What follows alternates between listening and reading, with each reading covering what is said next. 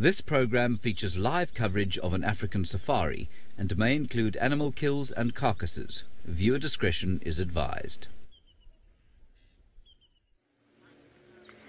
Well, hello and a very warm welcome on the Sunset Safari. We are coming to you live from the Djuma Traverse of the Greater Kruger National Park in South Africa as an aeroplane flies overhead of Hosanna, who has just hoisted himself an impala up the tree, and you are watching SafariLive on a very cool afternoon. It's about 21 degrees Celsius, 69 degrees Fahrenheit, and just another warning to everybody that especially if you're a sensitive viewer or a little bit squeamish, we do have an impala that is about to be devoured up here by Hosanna. Now, my name is Ralph Kirsten, and on the camera this afternoon I've got Fergus Clark.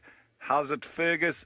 And how's it to all of you once again? Now, please don't forget to send your questions and your comments on the hashtag SafariLive on Twitter and on the YouTube live chat, and get involved on this absolutely interactive safari with wild animals such as this beautiful young little chief, Hosanna. And he has managed to once again get himself something to eat just around the corner from our base camp. And he's hoisted it up into a jackalberry, and he is now having himself a lovely relaxed lunch. Well, I say relaxed, but a moment ago he nearly dropped it as he was just trying to get it into a better position, because he was actually feeding on the back of this impala, probably getting into the fillets. But I think that he'd probably prefer to get a little bit more into the gut and maybe into the liver and the kidneys, the heart, etc. So this is all going to start playing out now. I don't think we're going to be going anywhere soon. And why would we, when we've got Hosanna who has come to us? Thank you so much, little kind sir. All right, so as I say, with the leopard up the tree, he's not going anywhere, neither would I, but I've got a couple of friends out here today joining me, and one of them is Sydney.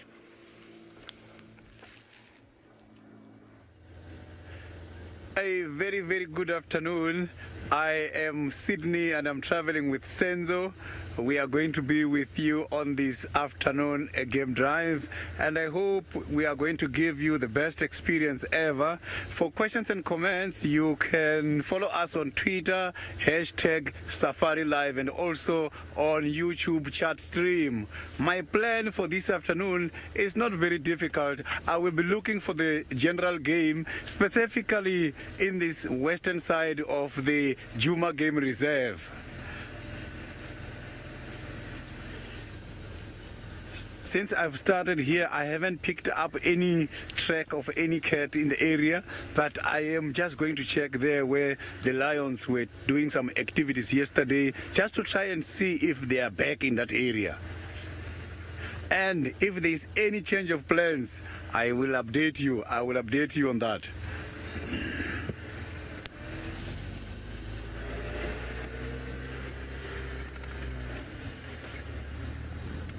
The temperature is very much hot at the moment, so we can now go to James. I think very much hot is probably a slight exaggeration. This is certainly very pleasantly warm out here underneath the blue and grey sky of the Western Kruger National Park. Good afternoon to everybody. My name is James Henry. On camera today, unsurprisingly, we have the greatest French-Gabonese Air Force pilot in history, Sébastien Rombi. Here is his thumb. And looking after our safety, a very fine example of humanity, that is Mr. Rixon Ntimane. There he is. Good. That is the Bushwalk team for this afternoon. Please talk to us using the hashtag SafariLive on Twitter, otherwise the chat stream on YouTube, of course. We'd love to hear from you. Our plan today is to wander gently down towards the Mwamati River, which is sort of centrally located in the stripe down Djuma. There's a place there called Chelapan, which is a last little spot of water. We'll go and see what we can find there, perhaps Thandi and Thalamba. the 12-year-old Queen of Juma and her daughter, Princess Thalamba, aged now 9 months. Perhaps they will have returned from their sojourn into Torchwood, which is the reserve to the east of us, where they were eating a steinbock, or stone antelope, yesterday. I think it was thieved by hyenas sometime this morning, and so they will be on the prowl and on the move again. So that is our general plan. Whether we'll get there or not, we don't know. I'm hoping that if we don't get there, it won't be because some dreadful fate has befallen us, but rather because we've found so many interesting things on the way there to talk about. So that is the plan. Let us now go back down towards Gari Dam and the Great Prince.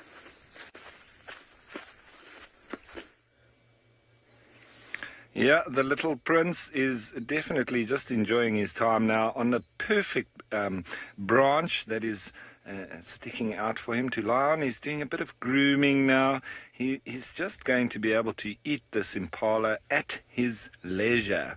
He has taken down a female impala. She does not have any horns, but it does look like an adult. I didn't see the kill itself. I wonder if it was witnessed on the dam cam. There's every possibility that it was, but I didn't see that. And just before I came out,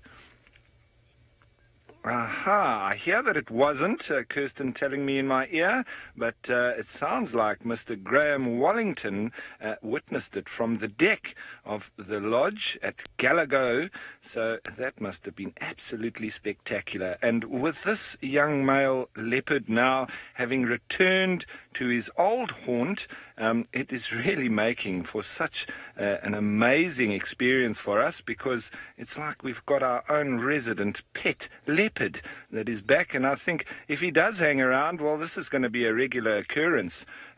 So all we can do is hope that he does. And we'll just have to wait and see what he gets up to. Now, Mary, you say that you love how he positions himself with the dam cam. It's probably perfect for that. It's like this leopard is just, he's really wanting to get involved on this whole live experience. He's almost, acting for us.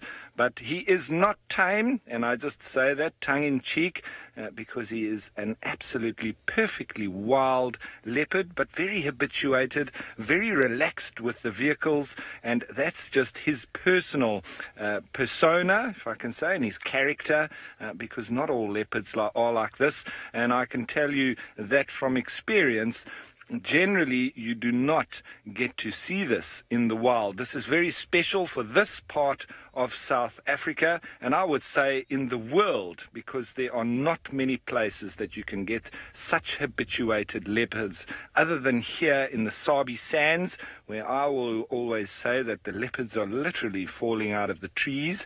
And well, it is absolutely incredible. And look at that beautiful spot pattern that he's got. And it looks like he's just catching a bit of a snooze now. Now, Sky, you want to know why he hoisted it before he's feeding on it? Well, Sky, if there was any noise that came from this impala when he took it down, and I'm pretty sure there would have been, any predator in the area would have reacted to that, including hyenas and other leopards, as well as any lion that may have heard the audio of a struggling impala would have been on their way already. So the best thing for a leopard to do is take it up a tree and get it out of harm's way, and then, as this leopard, Hosanna, the little chief, is doing, he can relax and eat at his leisure. If those predators do come around, well, they're going to have to just circle around the base of this tree and hope that one or two little pieces drop down. He could almost tease them and just drop a few pieces of meat. And the hyenas often do hang around and just wait for something that may drop. But for the time being, it's only blood which is dripping down into the smaller parts of these this jackalberry. There's one or two leaves at the top of this little one that's growing next to the very big tree itself. And I don't know if Fergus can get in there. There's some blood that's dripping down there. There we are. And so that's obviously directly below where he's started opening this impala up. Now, I think this was probably going to be here for the next few days. He won't finish this impala in one sitting, but he's in such a perfect position where he can literally just drop down the tree, go for a drink. He can come back up the tree whenever he likes. And, you know, he's almost in a real holiday condo because he's got water and he's got the food coming to him, as in all the animals just coming for a drink, and it's absolutely ideal. And he's now rested up in the shade. The vultures haven't spotted him. The battleurs are normally the first to spot some blood and so on. And so look at how he's staring at us. That is absolutely magnificent. And that beautiful three spot pattern. Well, while we sit here and watch how relaxed he is, let's head you on over to Sydney and see what else is on the go.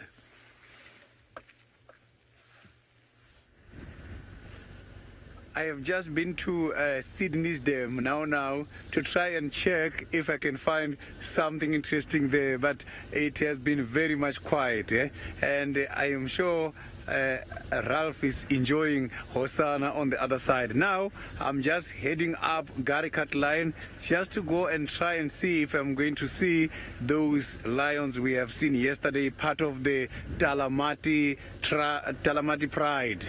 So for those who are new viewers today, Talamati Pride is one of the prides here in Djuma, and yesterday it was my first experience encountering the Talamati Pride. So now I am just going to go high up on Garikat Line and see if there is anything taking place there.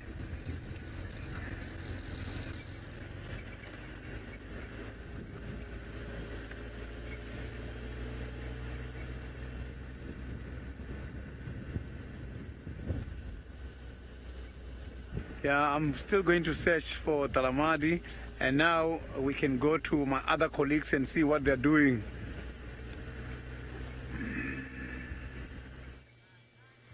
Well, this colleague is sitting and just watching this magnificent cat.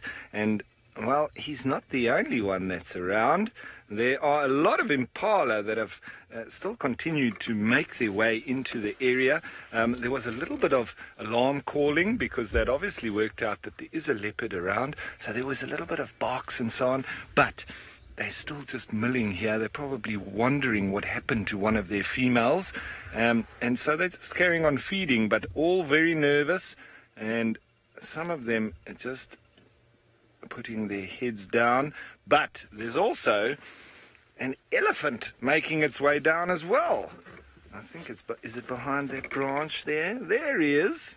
Looks like it might be a young bull. I'm not sure. I haven't checked from this distance just yet. But wow, imagine sitting on the deck right now at Gallagher Lodge and watching the elephants coming down. You've got a leopard up a tree with a kill. It is, oh, sorry, Kirsten, thank you for correcting me. Vuyatela Lodge. And this elephant now just feeding as well. And that is fantastic. So sometimes it's almost like you don't even need to go on a drive. You can just sit and watch the animals coming to you. Yeah, a dinner and a show. Well, it would have been lunch and a show today. Normally you have these kind of things happening sort of towards the evening hours, and it makes for difficult viewing in the dark.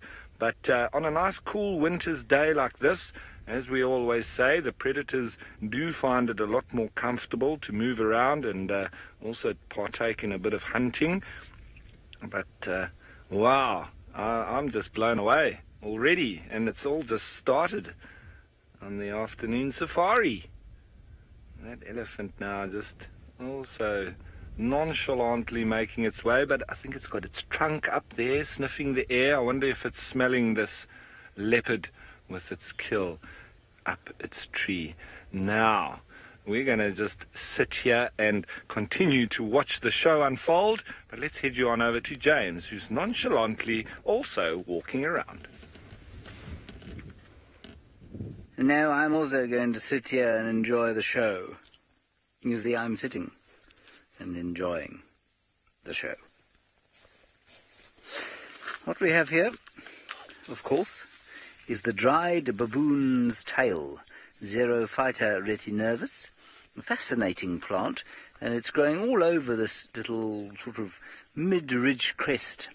Can you have such thing as a mid-ridge crest? It's just off the sort of crest of the ridge, and so it's growing in very sandy soil. You can see it's holding the soil together, which is very good for the soil, of course. The most interesting thing about it, of course, is that it's not dead. It is alive. And there are lots and lots of them that are alive, and it takes just a few drops of water to make them flush green again, and if you get a few more drops of water, they'll flower almost immediately. And that is because, of course, they are very, very good at sucking out the water from the soil. I'm going to pick a piece. Kirsten, I can't show you. How am I supposed to show you? Kirsten says I must show you. Let's drop some water on them. No, it takes a bit of time. It doesn't just happen immediately. Be quiet. I'm trying to do a segment here. What you can see is that it's basically like a sponge. But a sponge with entirely parallel pipes in it, as opposed to sort of higgledy-piggledy, what would we say, air pockets.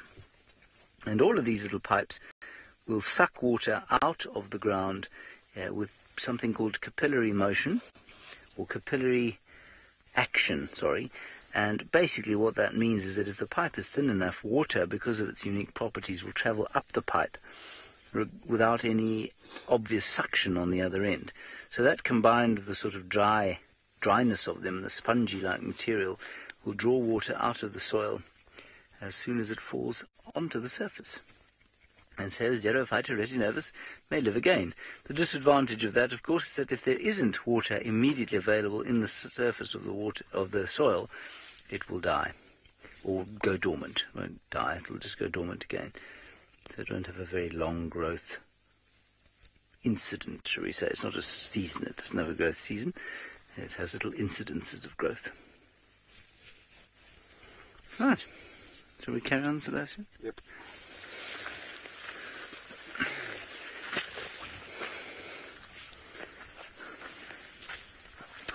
Well, Paula, the largest example, or the tallest example of the plant that I've ever seen is this one right here. I don't think I've ever seen a taller one than that. So that's about, what should we say? I'm going to say 1.5 foot or so. 45 centimetres, plus minus. That's about the tallest I've seen. They get sort of wider than they do tall.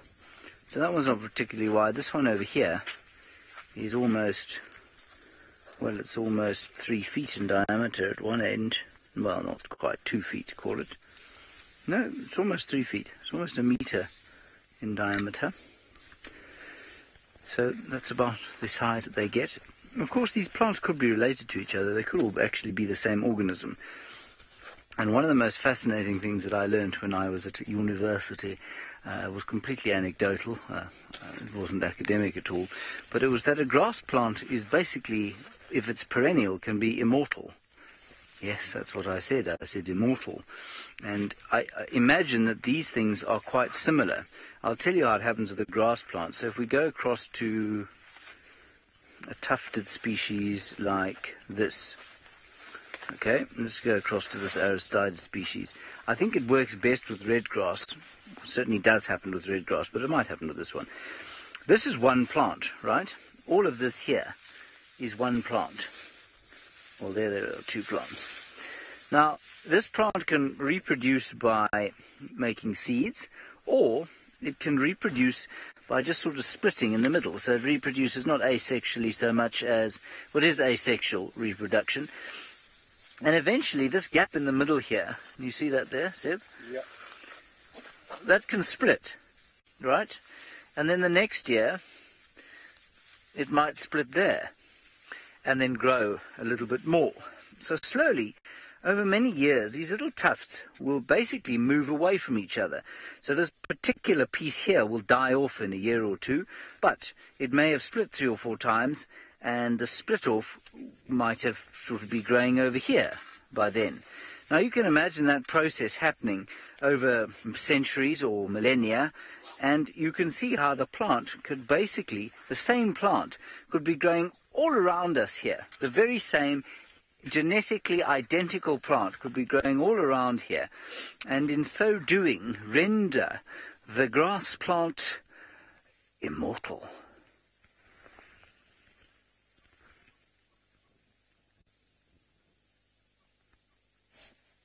Mortality is not something we talk about out here very much. We talk about death a huge amount. For example, the impala that you're going to see now was not immortal.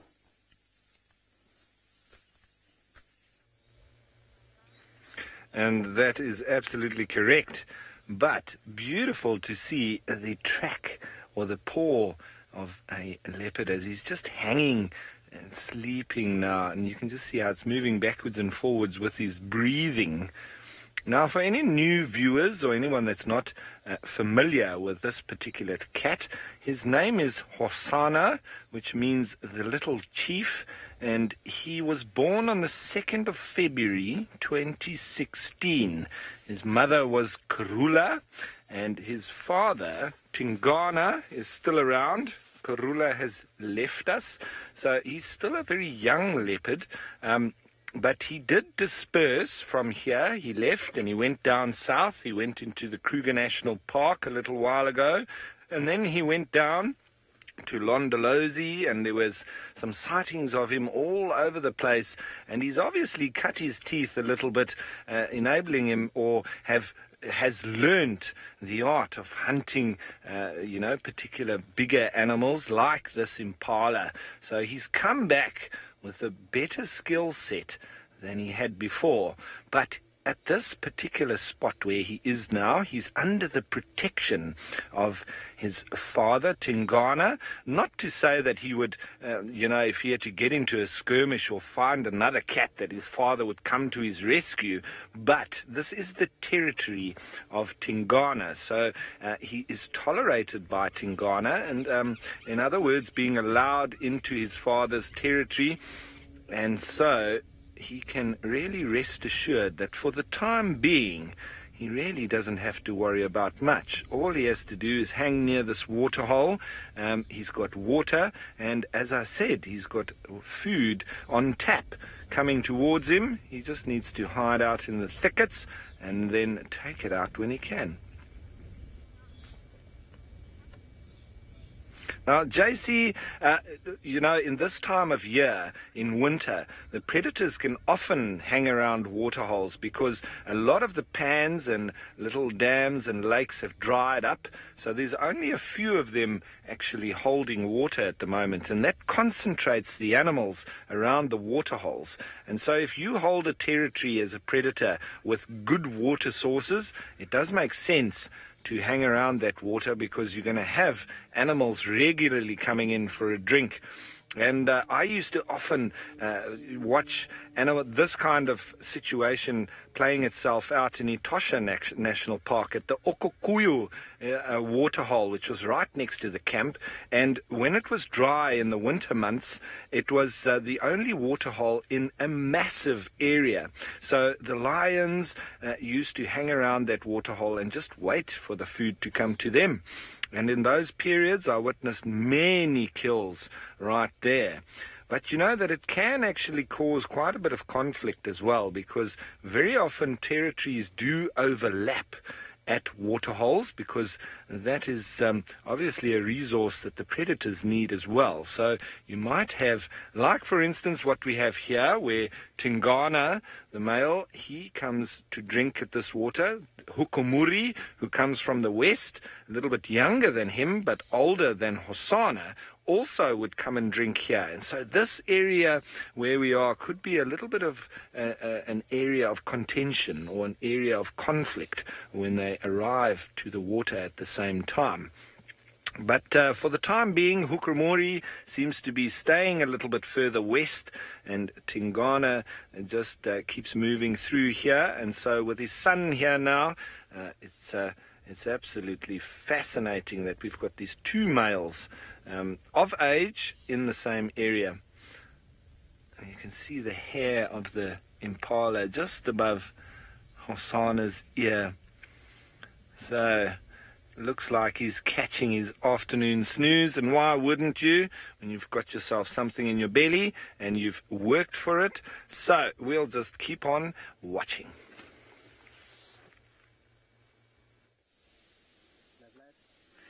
I found something very, very interesting on the ground here. There is some tracks, and these tracks, by looking at the direction of movement, these cats were coming from this direction, heading towards that direction. So they were coming from the eastern side of the game reserve, heading towards the western side of the game reserve. So now, this tracks is convincing me that these lions are somewhere around here. Lions are one of those animals which prefers to walk around very early in the mornings. Sometimes, rarely, you can see them during the day, and that is depend on temperature. So here, I have got a very nice track. It's showing, you can even see the loops there. Yeah, it's not a very, these are the females. You can see the tracks look much smaller, but nice and clear. So these, if you can check them very nicely, the toes are not part of this part which has got a pad. And animals that don't make noise. So a track like this, it is showing you that during the hunting activities, these animals can be able to first put their digits on the ground, and they can be able to walk nicely and very slowly. It's not like the hoofs by the other animals, ungulates. Ungulates are the hoofed animals, whereby they cannot be able to select in between the grasses. So the lions are one of those animals which can be able to select very easily when they're stalking these kind of animals. So now I'm going to focus here on this area and see if we can have a sighting. But I am convinced enough that these lions are lying down here somewhere not far away from where we are. The tracks are not very fresh for now, but it's the tracks for early this morning. So lions, they don't walk around all day long. So they go and relax a little bit as the sun gets hot. So the sun has been very hot in the area at the moment, and I can promise you these lions are sleeping somewhere around here. So I'm going to check and see if we can find something. So now I'm going to head on and see what we can find. I am going to sit on a small log and answer your questions about plants. Go.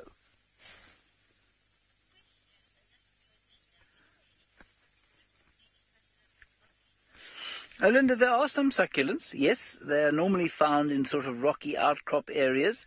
Very few of them I know the names of. The only ones I know the names of course, the aloes, which we don't get commonly in this particular area, but in the Kruger Park you'll find lots and lots of succulents in various parts. Surprisingly, not that many in this particular area. So, I mean, I actually can't think of one that I could tell you the name of. I guess the mother-in-law's tongue is sort of a succulent, but not really. There is one obvious one, actually. An obvious succulent plant would be the impala lily, whose botanical name I can never remember. Makes a lovely sort of candy-striped pink and white flower, and it grows from a succulent stem.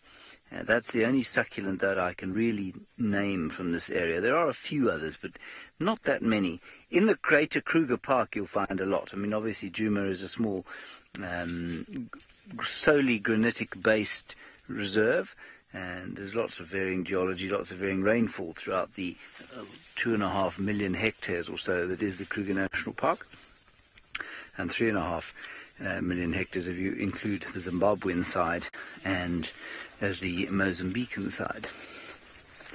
Now, we have heard some elephants down here, so we're just hopefully going to find something down here. Unfortunately, Ralph seems to have beaten us to it.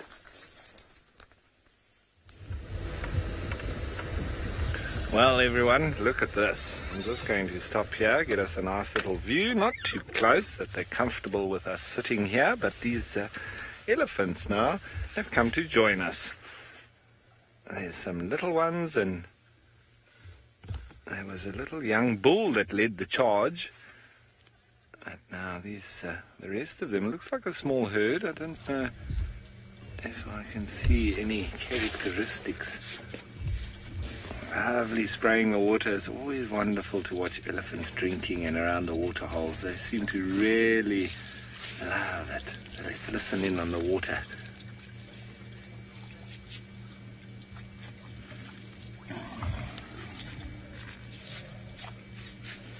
As they spray it down their throats. A little bit of pushing and shoving going on there.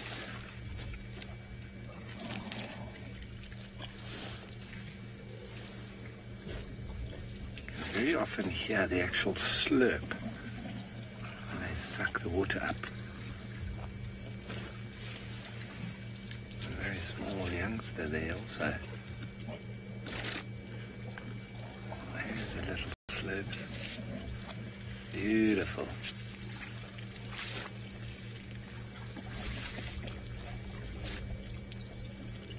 Looks like 6 of them here. I don't know if there's any more stragglers. Here, a little youngster there. It's quite adept now at using its trunk. They don't really put their trunk very deep in the water. Sort of always try to just take the water below the surface. Just below.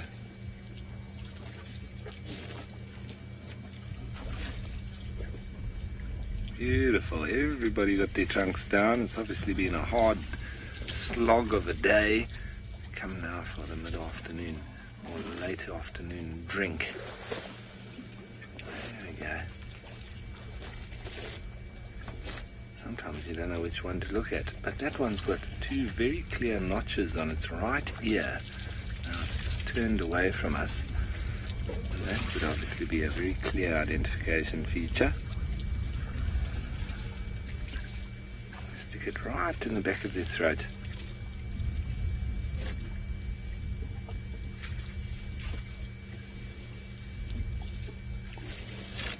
See there, when it flaps its ear, then you can see those. There we go. Now, Gina, you say this is a great way to start your day. I think it's the best way to start your day, isn't it? So thanks for your comment, Gina. Look at that one. I wonder how it got those holes in its ear. Sometimes just down to maybe thorny brush. It's hooked and then they just pull it. A little bit of touching communication going on there. They really are touchy-feely, your elephants. There's a little bit of rumbling going on as well. Probably most of which we can't even hear. There's smelling as well. And I'm pretty sure that they've also smelt that there's death in the area because they were quite nervous on their way in. Maybe they've just worked out that there's maybe a predator nearby.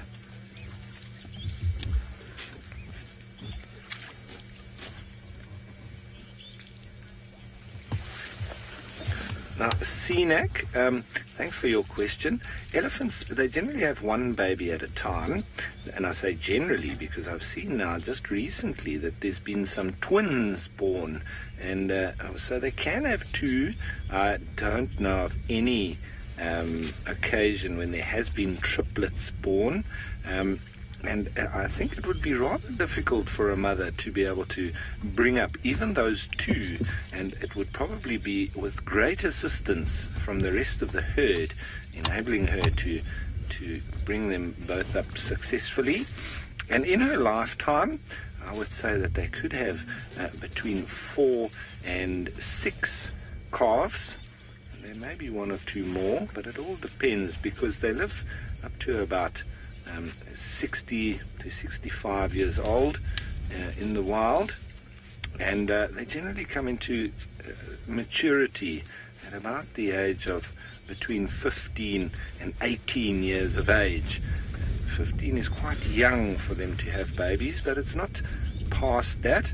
And I have told the story before, but there was a herd in the Eastern Cape of South Africa, that there was a female that had a baby very young. She was in her early teens, and she didn't know what to do with this baby, and it was losing condition. It wasn't suckling, and so the baby was looking like it was going to die. But the adult female, the matriarch, she actually intervened, and she started spending a lot of time with the little calf, and lo and behold, she actually started producing milk as a result. And so the little calf then started drinking from her, and she was having the young female, who was the mother, shadow her with the little calf for a few months. And eventually, it was almost like she was teaching her how to look after the baby. And after a few months, the actual mother then took over the baby again. And it is well documented, and it was an absolutely fascinating occurrence that we watched unfold. And the baby is now in its teens itself, so it grew up very well, and it's now well on its way, and all as a result of the matriarch's intervention. Look at that foot, just lifting it off the ground as it's taking up some water, taking a bit of a rest maybe. And there you can actually see one of the little nails. Now, JC, the Ellies, well, they could chase Hosana out the tree. You know, it wasn't long ago that I was sitting with Tingana underneath a brown ivory tree, and he had I think it was an impala as well. He was up in the tree, but the brown ivory was full of fruit, and so the elephants were coming to eat the fruit, where Tingana, another male leopard, had some food in it, and he was hiding in the tree. Little did the elephants know that the leopard was up the tree while they were busy picking the fruits right near to him. When they came within a meter from him, he decided that they were too close, and he launched himself out of the tree and disappeared off into the brush. And so it was quite a bad decision from him to take that impala up that particular tree, because I think he had a lot of disturbance from the elephants coming to eat the fruit. But if they had to identify that Hosana is here, there's every chance that they could show him a bit of aggression. But he's up a jackalberry and quite high, and it's not fruiting, so there's no real reason for them to go to him and try and chase him out. But you know, I've lived in the bush long enough to say that you never say never, and always expect the unexpected. Look how he's just prodding that branch. I wonder if he's going to try and get a little bit of an itch away on his foot. I'm just swinging his foot, very often pensive. When elephants are doing that, you can often say that there's a little bit of thought processes going on, and we've also been trained that if an elephant is standing in front of you and confronting you, if it picks up one of its front legs and swings it backwards and forwards, it's actually indicating an imminent charge. So those are one of the little body language signs that we do look out for. But in this kind of relaxed phase, it's more, I would say, down to just them thinking and also relaxing their legs, because with all that weight, I'm sure that their legs and their feet do get rather tired. So a little bit of relaxing is never far away, and they would love to do that.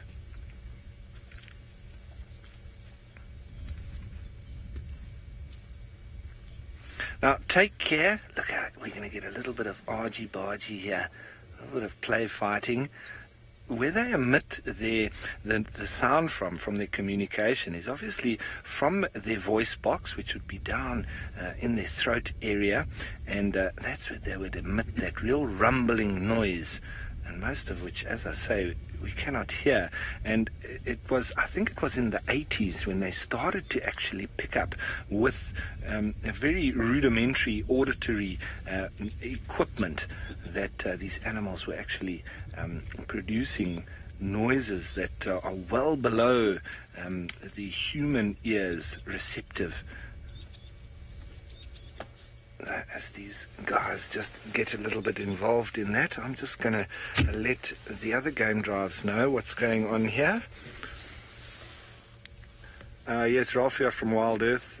We've got Madura Ingwe at Voyatella Dam up. He's got Impala up a tree, and there's also Flamby and Love at the waterhole itself.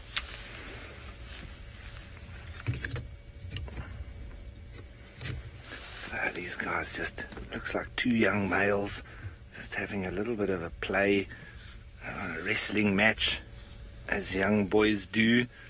Always fun and games.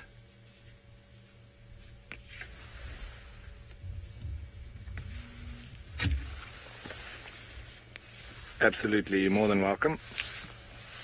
That's just me answering on the...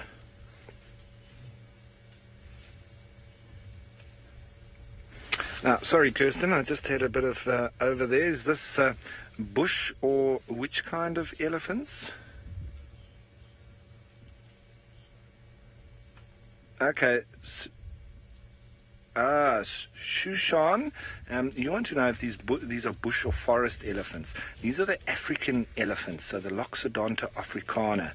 And the forest elephants, I think, are a subspecies, and they're a lot smaller. And we used to, I think if I'm not mistaken, the Neisner elephants might have been one of those forest elephants, but the true forest elephants that we're talking about are a lot smaller than these, and I think they occur somewhere in the Amazon, or I'm not actually too clued up on that, so I'll be silly to just delve in there too much, because all of my sort of studies is on these guys. And then obviously the Indian elephants as well. They're obviously slightly different to these elephants. They don't get as big, and occurring mostly on the well, as the name suggests, they occur in India, but they don't get as big as these, and they're much more easily trained as well. So, but it's one of those things that I don't agree with. They do use them for all sorts of different labor, and also walking safaris and all of that kind of stuff. Right, as these elephants now start to make their way back into the bush, having had their drink, let's head on over to James, who I am thinking is looking for the same. Well, we're kind of strolling around looking for the same. Yes, we'll take whatever we can get, really. I was just walking along and I felt some moisture on my face. And I thought to myself, that's odd. I don't think it's raining. And then Sebastian said, well, maybe it was a bird. And I suppose it could have been a bird, a vulture, many miles up that relieved itself. And, you know, sort of some 2 minutes later it landed on my face, many miles away from where the vulture was. And it reminded me, of course, of a story... when I was living at Londalawsy, which is not too far from here, it's almost 10 years ago now, and I had a girlfriend, believe it or not, at the time, and she went for a run one day around the camp. There was a sort of mile-long track around the camp that you could go on. She wasn't somebody who liked to get her hands dirty, should we say. And she was running along with her earphones in, which of course is ridiculous in the bush, it's madness, and she startled a hardy-dar ibis. Now the hardy-dar ibis is sort of about this big, roughly that big, a long beak, and obviously a very large bowel, because it voided its bowels onto her. And when she arrived home, she looked like she had been set upon by a troop of monkeys carrying paint buckets. It was absolutely phenomenal, the amount of mixed waste a hardy-dar ibis can produce, and the smell was also quite frightening. That relationship didn't last very long, but it wasn't because of the hardy-dar ibis and what it did. I did feel a certain sense of satisfaction, however, at the fact that the hardy-dar did achieve what it did. Yes, I know most of you are utterly astounded by the fact that I had a girlfriend at one stage. Yes, You know, if you're 42 years old, it's not unlikely that at some stage someone will tolerate you for longer than 2 or 3 minutes at a time.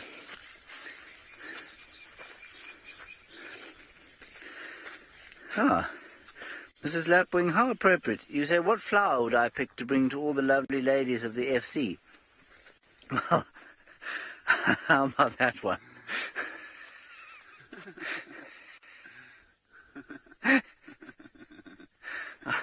I, of course, think I'm being very funny right now. They don't, no doubt. No one is laughing in FC. Anyway, there are no flowers around at the moment, Mrs. Lapwing. Otherwise, of course, I'd pick them all and take them to those lovely, delightful women that I work with. This is quite interesting. It is probably from a reptile, actually, not from a bird, but it could be from a bird. It's very difficult to tell. And what you can see there is the uric acid, because, of course, the urine and feces comes out of the same hole at the same time. In all of them. They don't have separate urethras and that other word that I don't like to say. Bottoms, if you like. Okay. That's what landed on my girlfriend, only substantially more liquid and voluminous example. Yeah. They do say karma is a nasty thing. See, now, many plants have got male and female parts. In fact, probably just about all plants have got male and female plants. Kirsten, many. I can't think of a plant that doesn't have male and female parts. Might have male and female on the same plant, might have them on separate plants. Even grasses have got male and female plants. Not plants, parts. And that's how they breed. So, you know... I could try and draw it for you here, but I think that would be a silly idea. I would just Google diagram of plant sexual organs, basically, and you'll get a whole lot. Its differs from plant to plant. The angiosperms, which are the flowering plants, have the most common sort of setup of a stigma and anthers. The anthers carrying the pollen, which are the male bits, and the stigma, which eventually leads down to the ovary, where the pollen will eventually travel and fertilize the egg, which will become a seed. That's the angiosperms, or flowering plants. The gymnosperms, I'm just trying to remember now all of me first year biology. The gymnosperms, which are the pine trees and, well, basically the pine trees, I guess probably some fir trees as well. I'm not sure exactly. We don't get many gymnosperms in this country, with one notable exception. I think Podocarpus, the yellowwood, is a gymnosperm. But let's take a pine tree, pine cones. Male pine cones are tiny, sort of long things with pollen on them. And the female, the big pine cones that you find, that's the female bit, and the seeds are inside there. Then grasses, of course, which are not angiosperms or gymnosperms. They might be angiosperms, but they're a different kind. No, that's all gone from me anyway. They've got male and female parts too, and if you look under a microscope, you can see them. And sometimes you don't even need to look under a microscope. And in the summertime, you can see on something like a guinea grass, it's got a sort of feathered antenna that comes out with all the pollen on it. And if you kick dry grass in the summertime, you'll see the pollen coming up. That's all the male spermatozoa. So yeah, I can't think of a plant that doesn't have male and female parts. And as I say, they can either be on the same plant or they can be on different plants. Righty. Hosana, of course, is a male leopard, and the impala he killed was a female.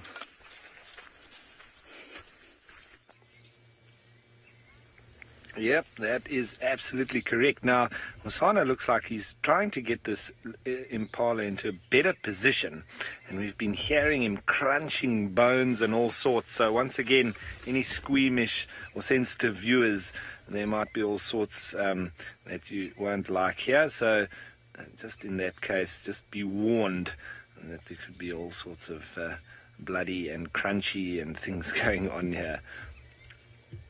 Not that we can see him now. I think he's trying to get into that gut area because I know leopards, they really like to get into the heart, kidney, lungs. Generally one of the first parts that they like to feed on, getting into that rich protein. A little bit behind the branches there.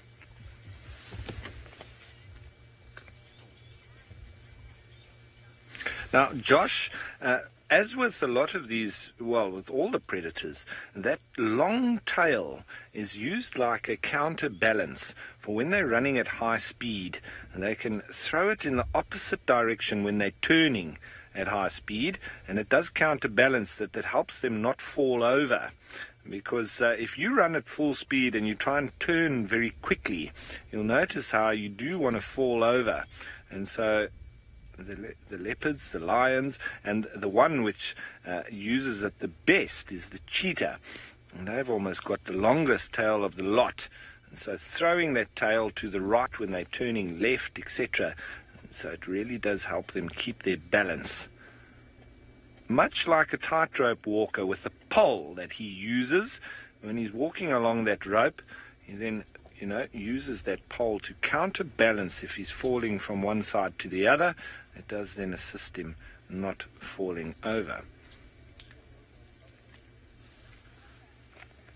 At the moment, he's just feeding there nice and slowly.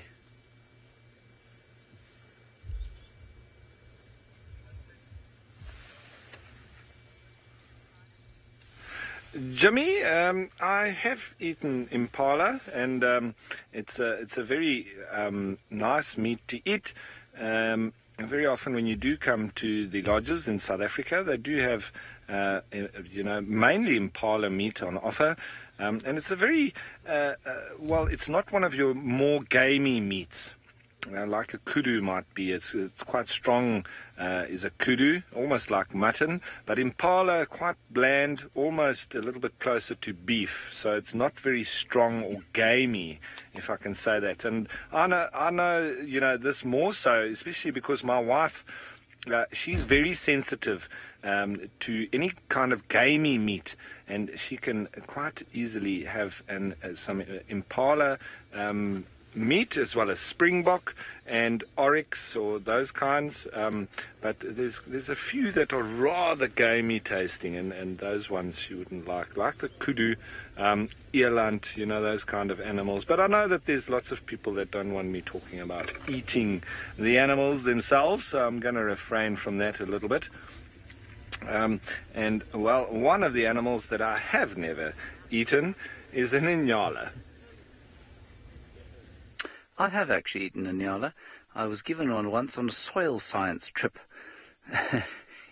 That's another good story, actually.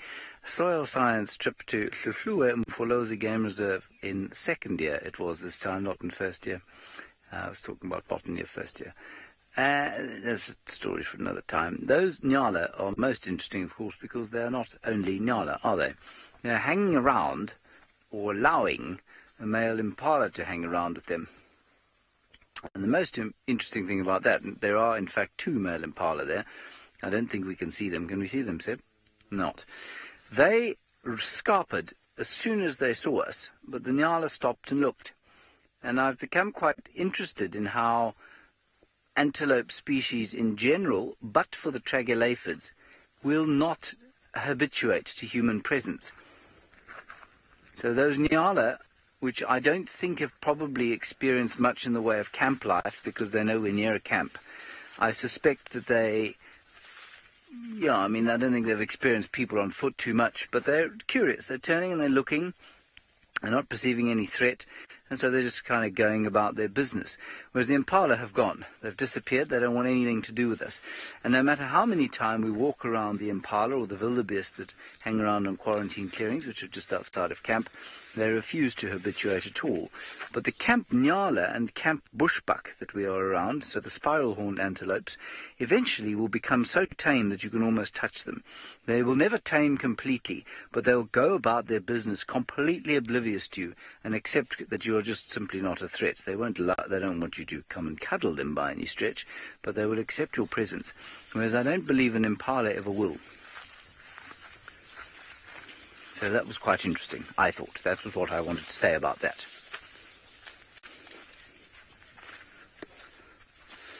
Paula, I haven't eaten a lot of antelope meat. I've eaten springbok, I've eaten impala, I've eaten nyala, I've eaten kudu. I've probably eaten kudu at some stage, certainly in biltong form. But, you know, if you gave me venison and said, what is this, I couldn't tell you. Could you tell, Rex?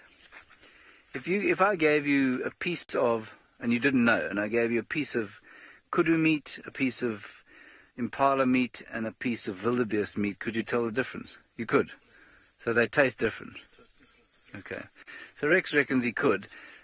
You know, I don't think I've eaten enough to say that I could, you know, and I think that the venison that I have eaten has been so differently prepared that, you know, I've never eaten the same venison prepared in the same way. So Rex says they taste very different. I'm sure they must do. Good. Sydney. Sydney, in fact, I would suggest you ask Sydney exactly the same question. He's sitting with some males of those things.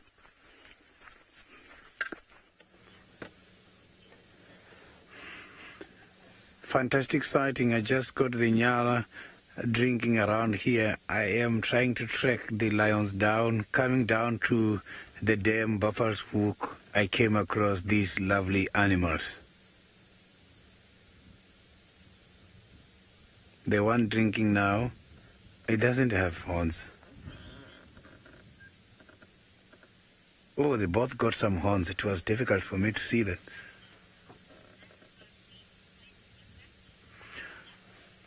Paula, the antelopes, the meat, it tastes different. It's not the same taste at all. So the animals such as the impalas, the meat is completely different from the kudus. Kudus, the meat is very much dry if you brine it, but for the impala, it's not that very dry. So it's not the same taste at all. So this is one of the very most shy animal. These are young males. The color that you are seeing there now on the side of the body of this animal is tawny. The color of the females look more or less the same as that color. But as it's growing, the color is going to change and is going to develop very long hanging hairs. Look at those stripes. Those are part of their defending mechanisms. They use them just to hide away from the predators. They match the surrounding makers of those kind of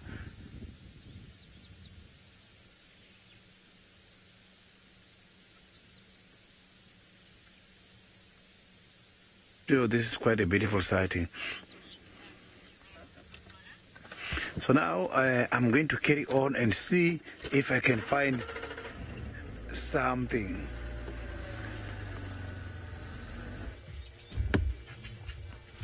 Well, everyone, look at this now. We've got these elephants that are starting to make their way onto the dam wall as well here now. It's quite interesting. They've joined us here, and we're just watching them as they're feeding a little bit. And just moving in slowly. And the little youngsters struggling to get over the branches. And I'm sure you can hear them feeding there. And there are also a couple of other game viewers in the area. So if you hear any other voices, that's obviously this is now quite a high-profile sighting. And with it being the weekend, there'll be lots of guests in the area. So everybody wanting to come and have a look, as do you who are watching on the computer or the television or whatever kind of device you are watching it on. And now they're just moving through. I wonder if they've picked up the smell of this leopard, and because there was all of a sudden a real increase in speed there on those elephants moving through. But there's still now a few coming behind them. Some more on their way. And then almost like they... Oh, and there's actually elephants everywhere now. Both sides of us. And you can see Osana there, he's just keeping a beady eye on them. probably just a bit worried what they're going to do. A couple more coming through.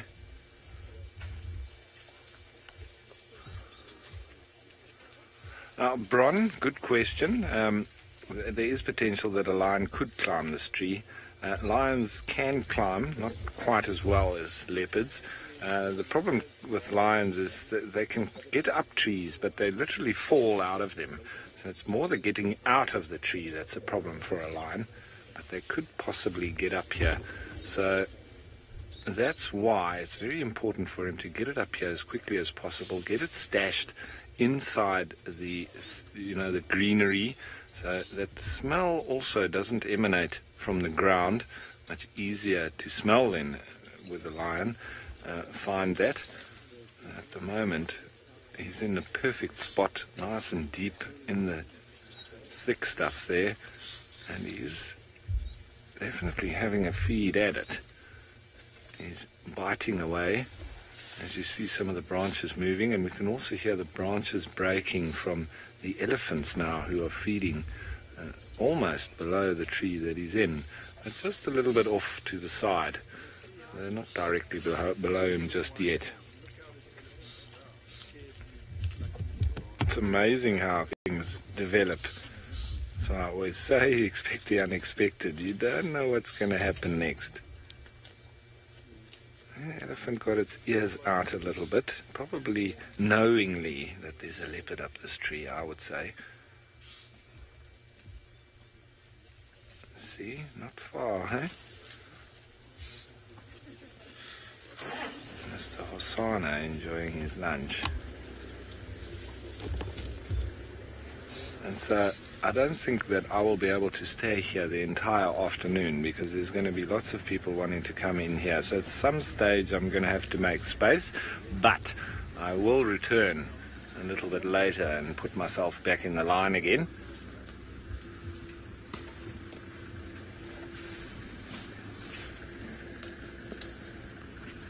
Absolutely wonderful that we've got this right near to our camp. It just shows how we are in such a wild area here. Elephants and leopards. All we need now is the cheetah family to be found, and the lions to return, and chase some buffalo. Maybe that's asking a bit much, huh? Maybe we should just enjoy the leopard sighting for now.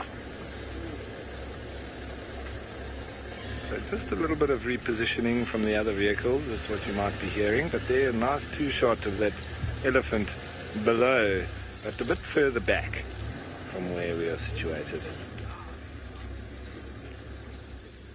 It is stunning.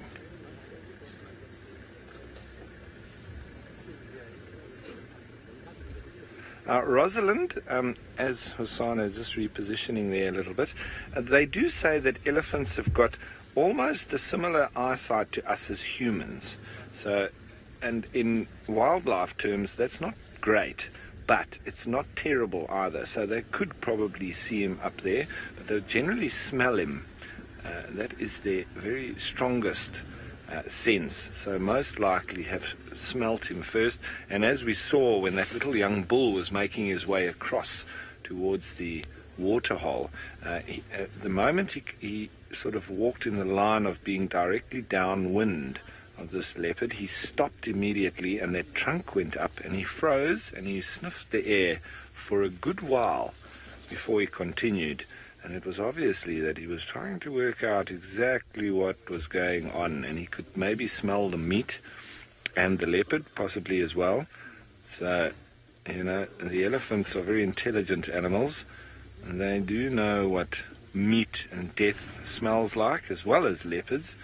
So they possibly just worked out that it was a leopard, but they still wouldn't find him too much of a threat.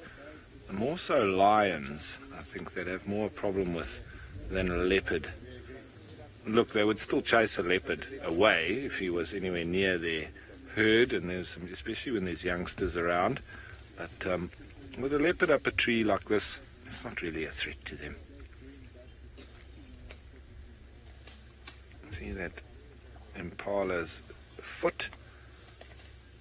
All right. So, as we're watching Hosana's belly with the foot of an impala.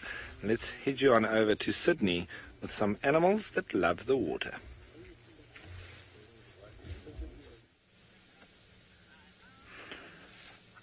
Something I've just realized since I've arrived here in Djuma is that a lot of people, they think the lions don't really go after the waterbuck. And the lions here in Djuma Game Reserve proved me wrong. I used to be one of those people. I thought lions don't really go after this kind of animals due to the secretion of their glands. So this animal, if you look at it very nicely, at the back, I can see that one is just showing just a white stripe. They've got a very nice circle at the back, and that circle, it serves as a follow me sign when they're running. So look at those kind of hairs they've got. The white hairs for the follow me signs, and also the rest of the body hairs surrounding this animal. This animal has been designed in order to survive by the cold climate. But it's not even aquatic. Yes, the name waterbuck has got something to do with water, simply because the waterbuck, when they are threatened, they use the water holes in order to run for safety. So I'm just going to try and move a little bit forward so that I can further on explain what is it that the waterbuck is doing. So these animals, they walk in groups, and males carry horns, females don't. So now let's get back to the hairs. Look, that fluffy hair. So these animals is one of the animals I have discovered here in Djuma Game Reserve, which has got the hollow hairs. So these hollow hairs helps the waterbuck in order to maintain buoyancy. When the waterbuck is swimming, because when they are threatened by the predators, they normally run very fast and go to the water because they know that predators are very much reluctant when it comes to the water, so they just leave them. When they are busy swimming in the streams, in the dams, then the hairs helps them in order to maintain buoyancy. Maybe a question can be, those hairs, don't they get saturated and work differently from what he's intending to do? The answer is no.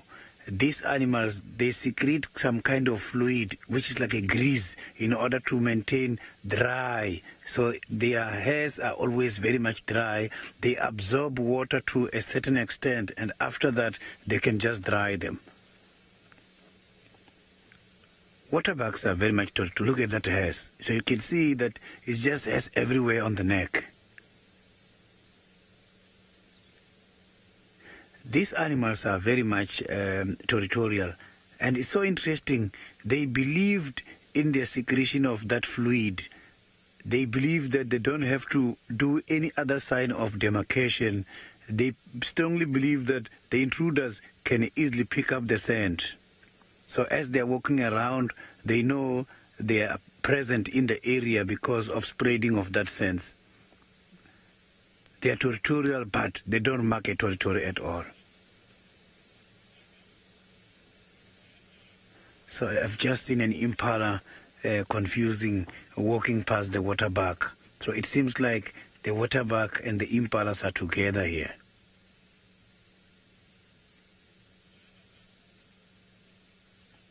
Which is not bad. Look at that. So when having the little ones, they have got to target that round at the back.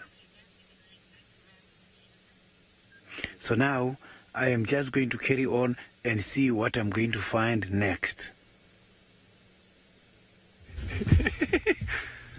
Well, everyone, we're just watching these elephants really getting up to nonsense here. Look, chasing that one off. There's all sorts going on. There's a bit of trumpeting and a little bit of skirmishes. Maybe it's a couple of different herds now that have just come together.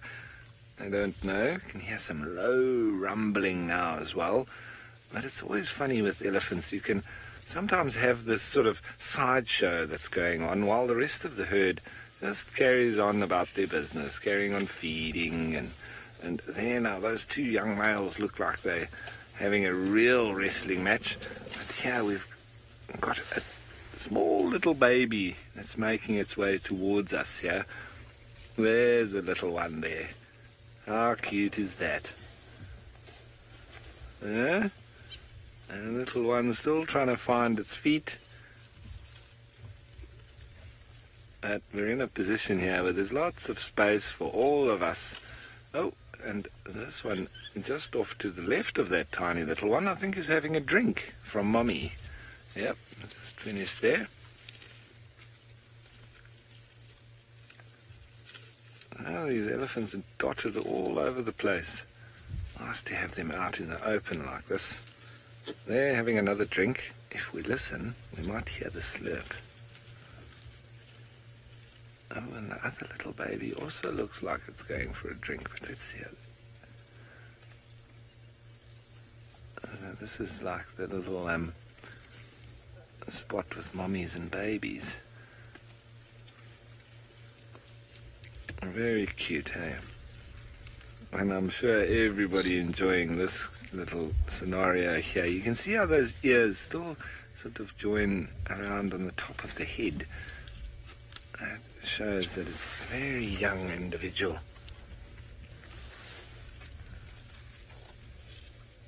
Ah, it's wonderful to be around elephants. One of my favorite things. So I'm just going to let these guys know that I haven't left because I've got an elephant roadblock here.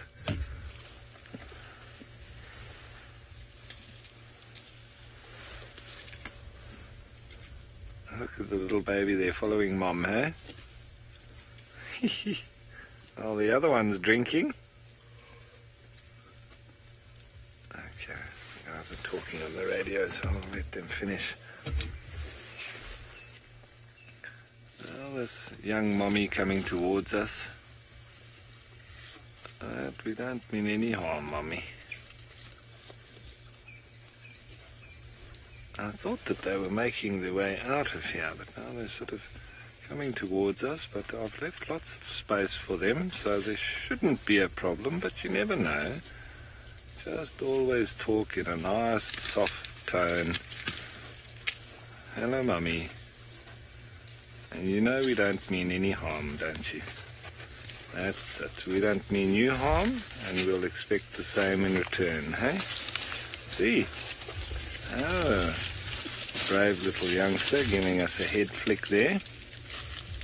It's obviously important in this kind of scenario not to make any real sudden movements or to surprise them in any way, because they've allowed us now right in amongst them, and with them having come to us, that is the ideal scenario, because they've all now moved into our space as well. Haven't you, Mummy? Huh? It's a bit of a mutual respect. But the little youngsters can test often, can't you, eh? I've got a little boy just like you. He's also full of nonsense. Huh? Trying your luck. And this one here just eating full on thorns. That's incredible. It's almost like now we don't know where to look, because there's a little baby here, head shaking and doing all sorts, but this female right next to us eating full on thorns while its little youngster is trying to push her out the way.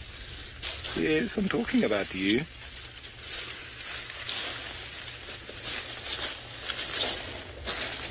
She's going to go right behind the back of the vehicle.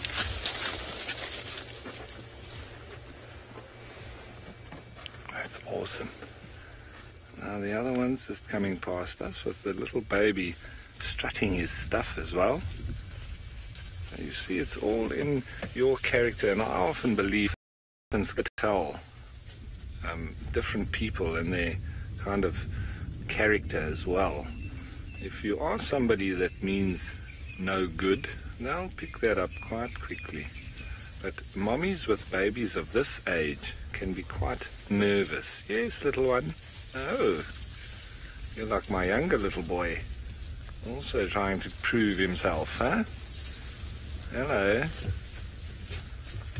They're all very close to us now. And sometimes, like these are doing, coming together, banding together. It's obviously much sort of posing a united front as they move through. And this is how they survive.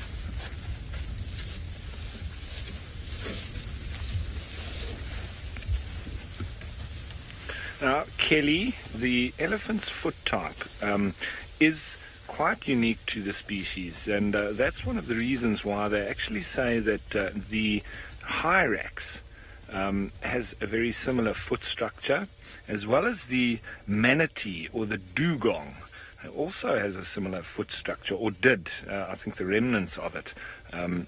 So these three animals, they say, are actually the closest related to each other. So that's quite incredible to think that a hyrax is the closest relative to an elephant. Well, the three of them, and the dugong. But that's not the only reason why they say that they're closely related. They also have a similar womb or placenta. They also have a similar tooth structure. And so it's not just because of the feet that they say that they are closely related, but that is real incredible to think of the evolution or the divergence of a hyrax, dugong and the elephant from a similar origin to what they are currently in the form they are now. That is incredible, but that's obviously over a long period of time, relatively speaking. So there's a lot of them that have moved off, but we've just got a few more on our side. Now, Gon, if you had to spend time with these elephants, yes, you would be able to tell who's the matriarch, but because of the sort of randomness of where they all are, it's difficult for me to tell immediately. But if I had to follow this herd, for a couple of hours or so, and just to see the specific traits and characteristics, yes, I would be able to tell you which is the matriarch. And, that's not to the untrained eye. It takes a little bit of doing. You do just start to see which one is calling the shots. It's not always the biggest. It's normally the oldest, not always, but it's normally the oldest and the most experienced. So that doesn't mean that she's always the biggest. But and it's down to almost the oldest and the experienced leading the group on the sort of areas where they should feed, where they should drink, and, away from any dangers, etc. So that's what it normally comes down to. And as I say, then you do need to watch them a little bit and see who they respond to. And when they spread out like this, it's quite difficult to tell. So I wouldn't be able to tell you right now who's the matriarch, especially now once they've sort of spread out and gone into the thickets. And we've got one or two just hanging around here. But all right, folks, I do need to start up and move a little bit away from this leopard sighting because I'm supposed to be out of the area. But we just had that sort of elephant roadblock. But I do need to move away a bit so that these guys can let the other vehicles in. And we've got our space now, because if I started up when this elephant was right next to us, we could have given them a fright, and maybe the mother would have reacted towards me, and then it would have been my fault that we would have had to have an aggressive response or so on. So that's always good to remember. Respect the animals and they'll respect you.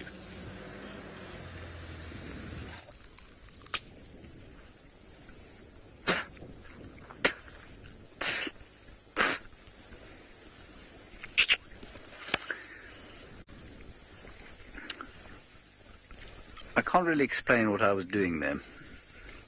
I thought that I would have some explanation about how I was trying something out, like a browser might try something out, but I'm fairly sure that very few browsers actually eat these, so I have no explanation for what I was doing.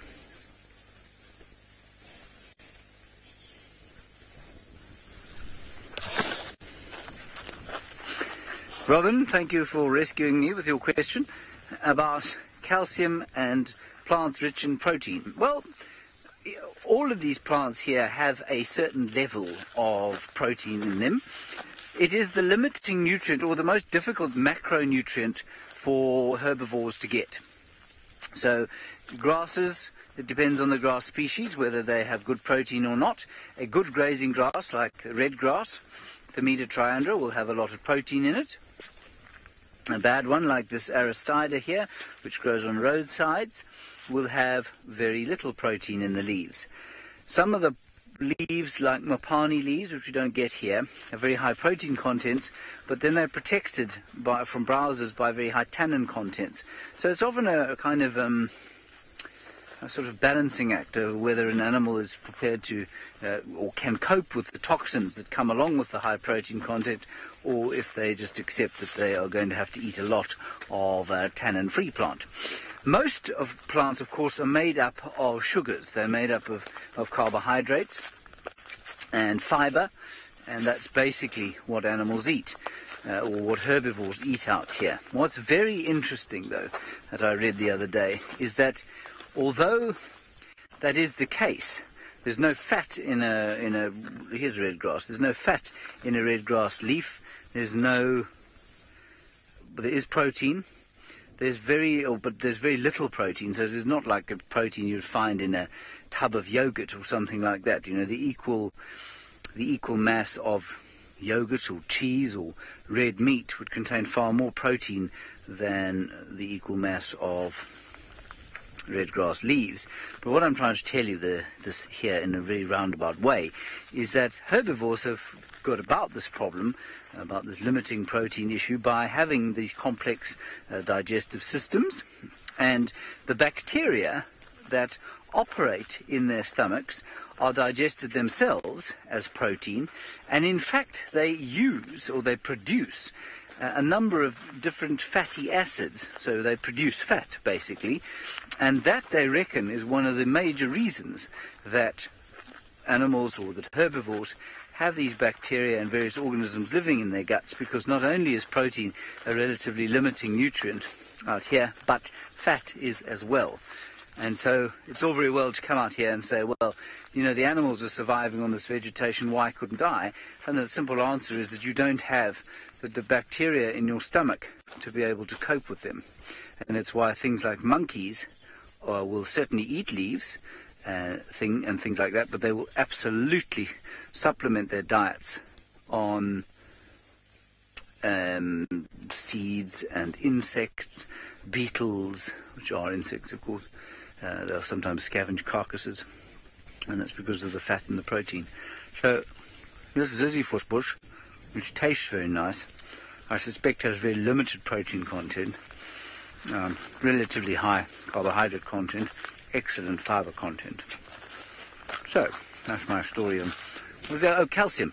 The Lowveld here, if we look at the sand over here, calcium I do know about in this area, believe it or not. This sand that I am picking up and showing to you is some of the most ancient sand on planet Earth, believe it or not.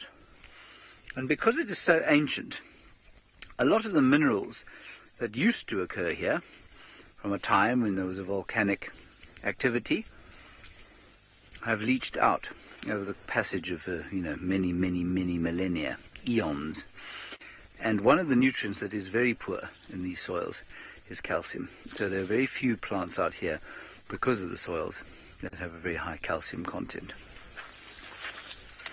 Which is why all the animals here drink a glass of milk before they go to bed.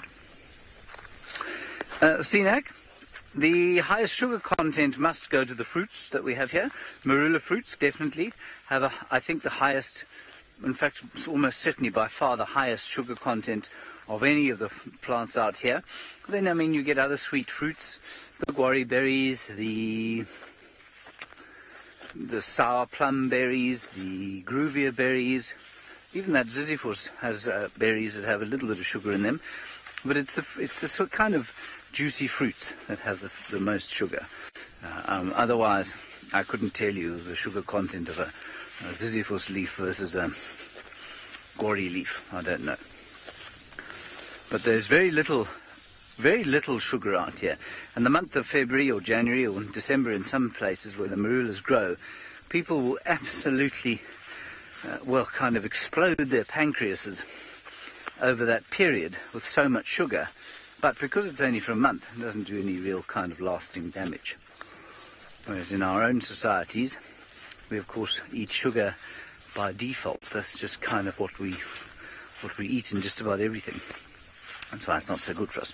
All right, Ralph has, I think, left his elephant and his leopard, and he's got a dwarf mongoose for you.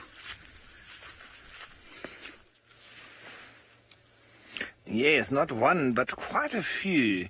And they all look like they're very chilly now, with this little bit of a cold breeze flying through here. Oh, look at that one with his teeth sticking out. They're doing a bit of allo grooming. And they are rather vicious-looking little creatures, aren't they? And a team of them. You can hear their little drut, drut. They are crazy-looking creatures, I always think. Look at that. Like Count Dracula. I wouldn't like to get bitten by those little sharp teeth. He's trying to get rid of all of his parasites. I think I can hear another elephant working its way through the trees just off to our north. We have moved on a little bit from the sighting of the elephants and the leopard, because there's quite a few vehicles that do want to also come in and have a look. But I'll fall back in line there that we'll go back and sit with Hosana a little bit later on.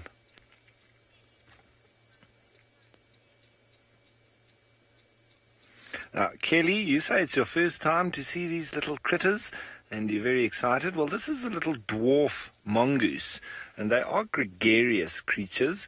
And when I say that, I mean that they are sociable. They live in little families, and there is a little hierarchy as well. You have an alpha male and female, and then it's like a cooperative breeding site that they have. All the other siblings do assist in bringing up the youngsters, and in the burrows, and as you can see, grooming of each other and getting food and all sorts. And so with the other siblings, that's actually them paying forward to assist in the advancement of their genes. But you often find the little dwarf mongoose, they are quite susceptible to the cold, and they live in these termite mounds because it's rather warm inside, especially an active termite mound, and so it keeps them nice and warm as well. And when it's cold like this, you very often find them going back into their burrow quite early, because it is quite early for them to be going into their abode. There's still quite a bit of sunlight or daylight left, but it's quite a chilly winter's day, so they're feeling it.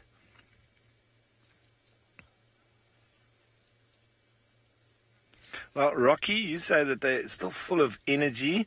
It looks like it's some of the youngsters that are more so full of the energy, as per usual throughout the animal kingdom. Mostly the youngsters that are all full of nonsense, like we saw that as little baby elephants. And the older ones are probably less so active. But they're really getting at the allo grooming there. Enjoying it.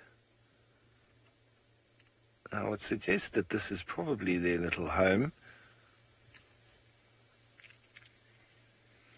Margarita, they are, thanks for your question, they are carnivorous, so they'll be after all sorts of little insects and grubs, and they'll even eat scorpions and frogs and geckos and lizards, and so you can see with those very sharp teeth that they've got, very easily dispatch little creatures, and they can even eat snakes as well, so they are quite ferocious, vicious. They will attack from all sides. Kirsten says in FC that she loves it when their teeth stick out. I do too. It's almost like my basset hound when he gets his lip stuck on his tooth and then his teeth stick out, and he looks absolutely vicious, but he's not at all.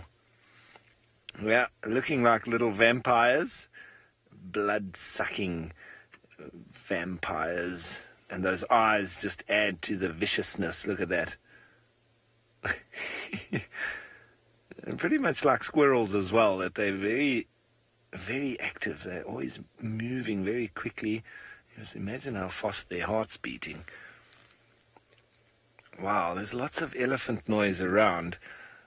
It's like there's a lot of elephants on the property all of a sudden. All right, so seems like I'm not the only one that's managed to find some elephants. Off to Sydney.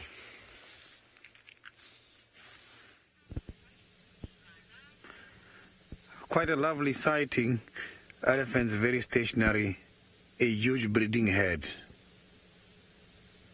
They've got some small babies. I saw one of the babies is hiding between those two big ones there. So these animals can be able to eat 400 kilograms a day. And they can drink water 150 to 200 liters a day. From the whole 400 kilograms, only 48% is going to be digested. So they feed on both leaves, twigs, and the roots, and they also take some of the grasses.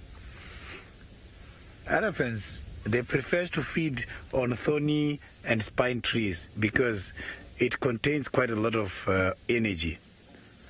The spine trees and the thorny trees contains about 8% of protein, whereas the grasses only contain 4% of protein. So that is why they concentrate too much on those vachelias and the spine trees. So you can see that animal there when it's feeding, when they grab the grasses, they shake the grasses a little bit because they don't want to eat the soil. So they just want to eat them very clean. Interesting how they use their trunks.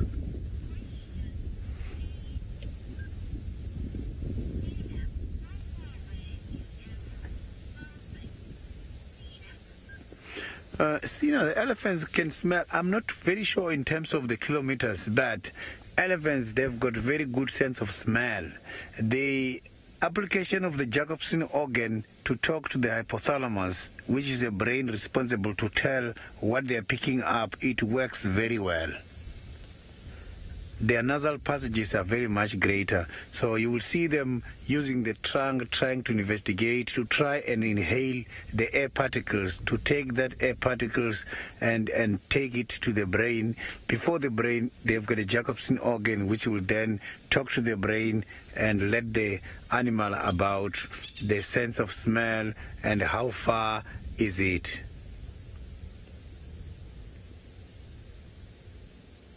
This is quite a lovely sighting. They're all very much stationary, not worried, just feeding.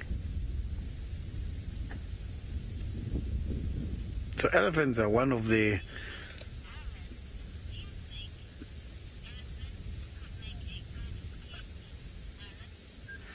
Alan, I am one of the people who are against the people who are taming these kind of majestic, beautiful animals. So the elephants, I don't think they can be a good pet. It's not nice to see the elephants as pet. Look at that animal.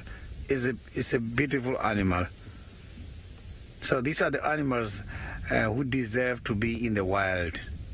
It's the animal who deserve to live according to the natural environment.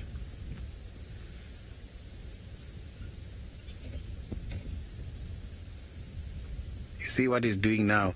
That is what they do when they're trying to pick up the smell from the air particles.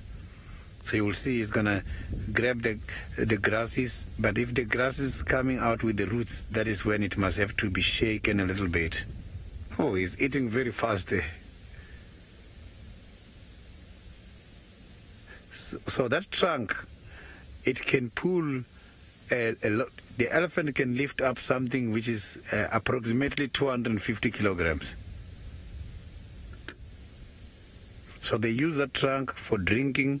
They use it to try and get the grasses, and they also use it to collect water to give to their little ones, because little ones, when they're still very young, when they go to the dam walls, they don't, sometimes if the dam has got walls where the little ones cannot access, these big ones must be able to then grab that water and give to their babies.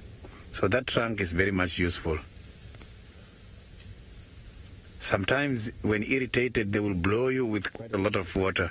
So elephants, I still strongly believe that they can be able to regurgitate water after drinking, because sometimes you come across them very far away from these dams and very far away from the streams, but still they will spray water.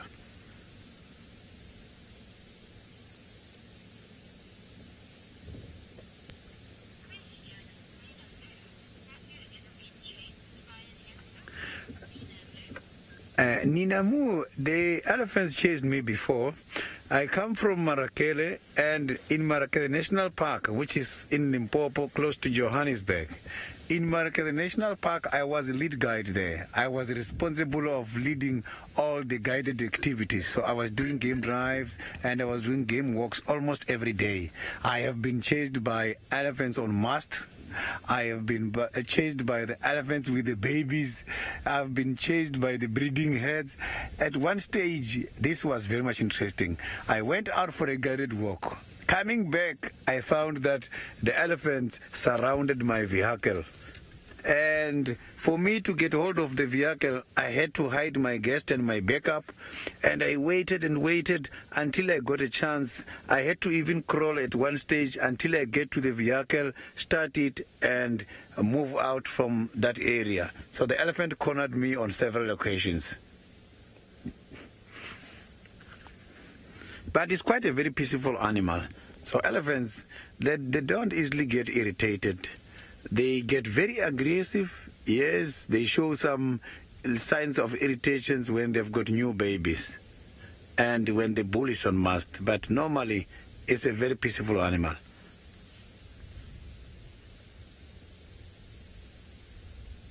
So elephants, you see how they're standing. When they've got babies, they stand like that together and contain the babies inside.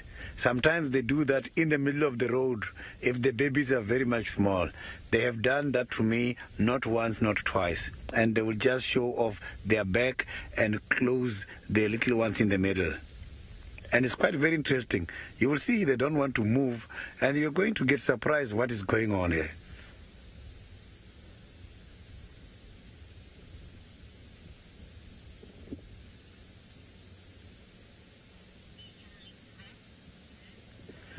Yeah, it's quite a very lovely elephant sighting. So I'm just going to move forward a little bit just to have a better position again.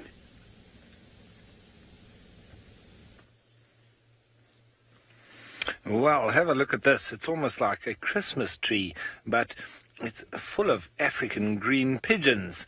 And you also notice how that's not only the mongoose that are cold, these guys are also pretty cold as well. It looks like they're all trying to warm up.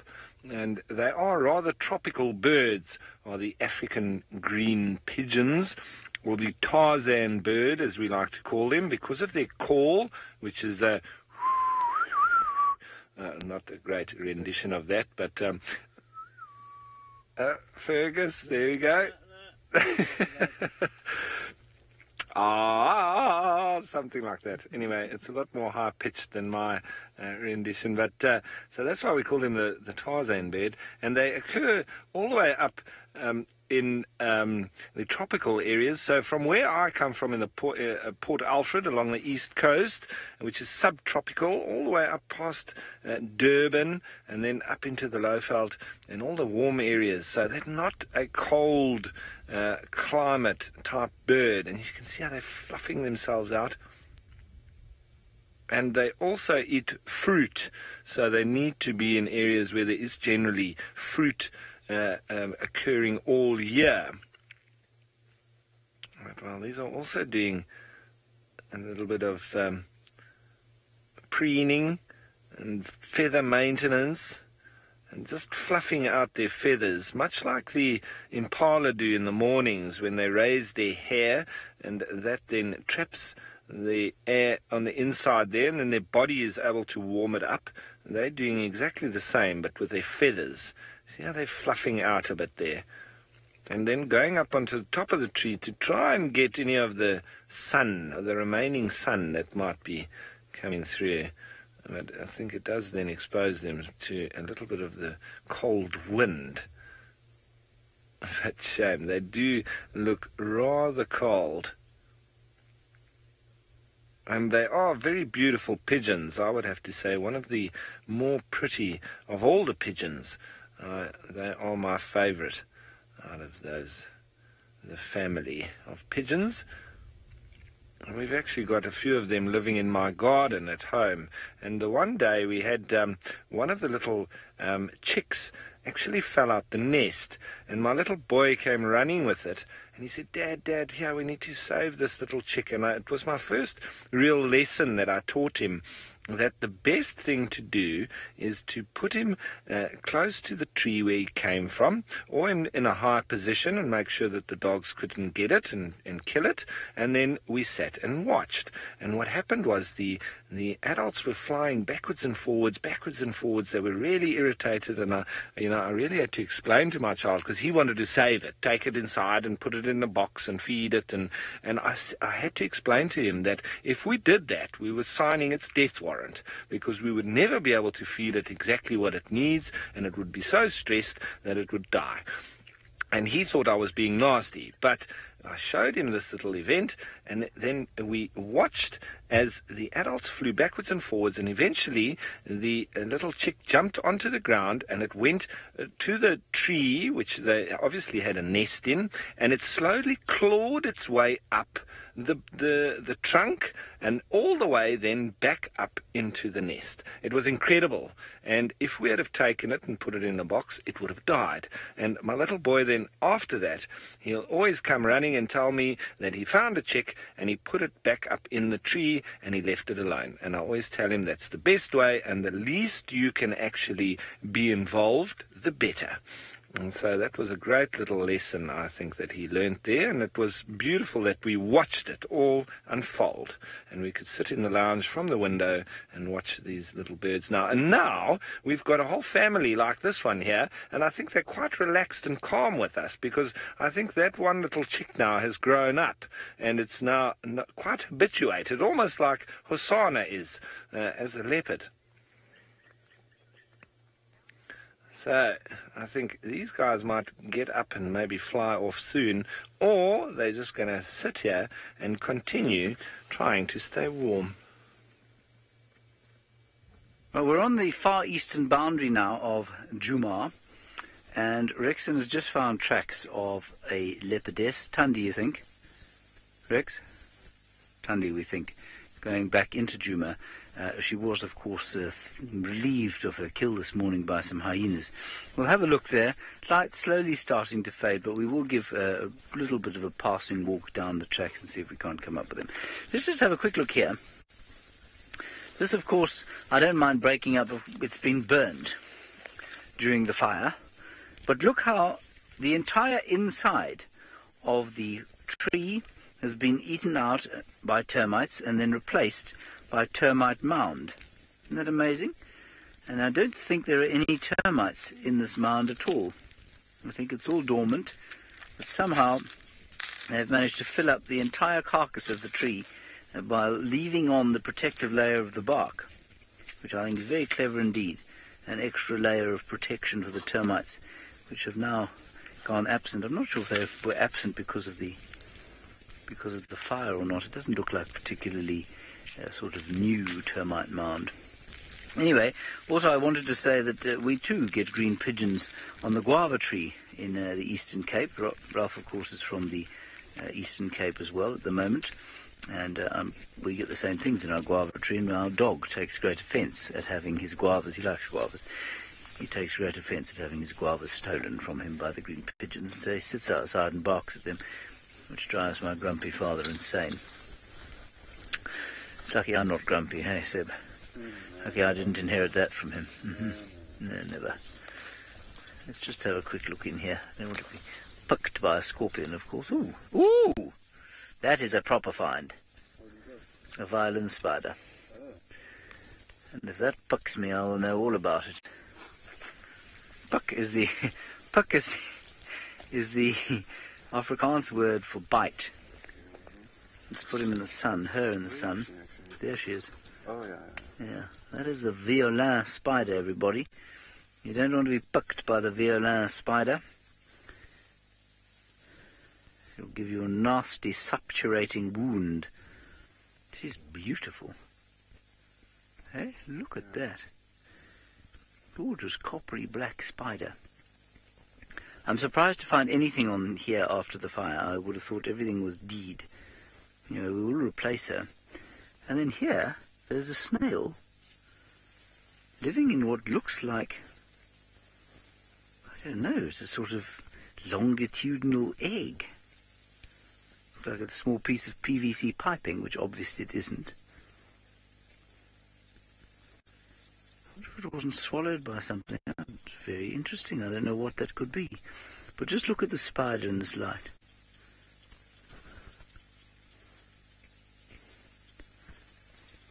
That really is very interesting. Mostly, though, this snail and what it's living in and how it's got there.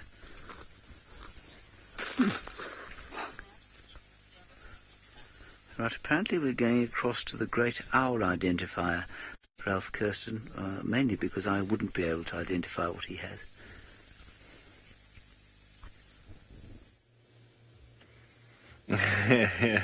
Thanks, James. Well, look there, folks. We do have a little owl, but which one is he? Now, send your answers in to the hashtag SafariLive on Twitter. Let's get your answers in. Which one is it? It's a very small little owl. It's got some brown patches and some white patches. Got a little bit of a... Oh, there he goes. But, oh, it looks like he might have even gone down on the ground to go and pick up something. So let's go in there and see if we can spot him again. He might have gone in for a hunt, but I still want to know, you could very clearly see the markings on its back wings. That's a dead giveaway as to which owl that this little guy is. Now, they are very easily spooked or chased off, and he went down into the grass, I think, or maybe he went onto the road here. Let's just see. Oh, there he is. Ah, we missed it. I chased him off. Now, my safari, you said a barred owlet, and you be absolutely correct. The first answer is the right answer. Let's see if we can see him again. Yeah, there he is, in the light as well. There he is. Now look on the back, you see those barred white dots? And I'll show you in a minute when he flies off, because we do need to just appreciate sometimes when we can see them. I'll show you in the book the difference between a pearl-spotted owlet. I'll show you. Ferg's quite sharp this afternoon. He said, I'll show you. Okay, fantastic. Nice one, Ferg. I can see there's going to be some chatter around the fire tonight. So those white dots there are like the bars that we're talking about, and a pearl spotted has just got very small white dots, but they're almost exactly the same. Obviously their call is a little bit different. This one does a whereas the pearl spotted owlet does more of a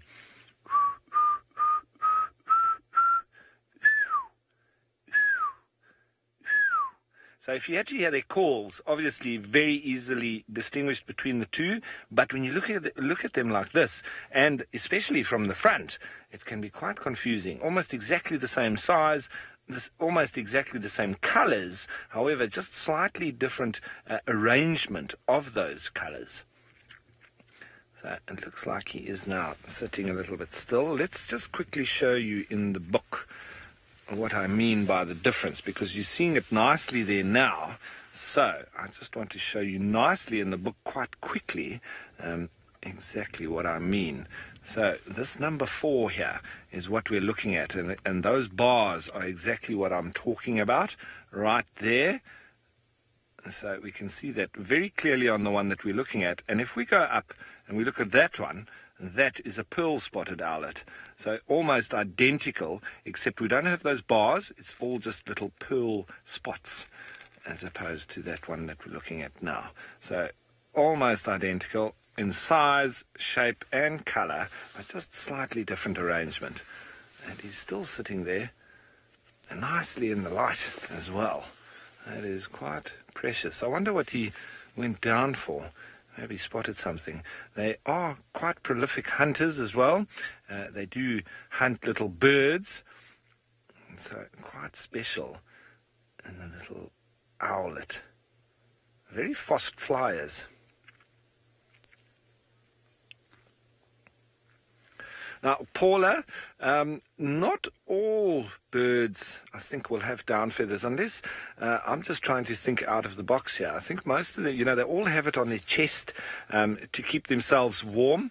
But then if we think about like penguins and maybe cormorants, I'm pretty sure they do still have that layer of down very close to their body. And then on the outside, they've got those thicker feathers that just help insulate that down on the inside. So I think you could probably say that almost, if not all, birds do have down feathers. And that's in a way to keep themselves warm.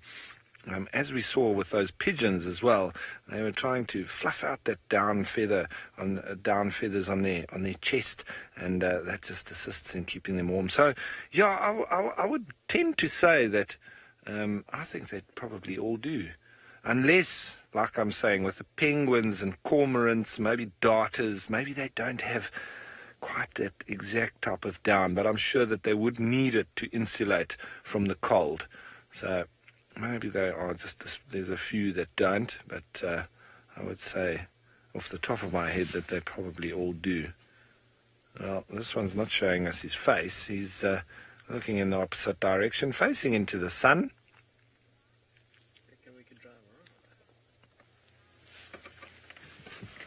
Now, crafty, it is exactly these little owlets that also do have their eyes on the back of their head.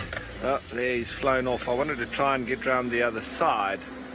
There he is now. Let's see him in that light there, Fergus. And now somebody's calling me on the radio just while we're looking at him. Ralph, standing by.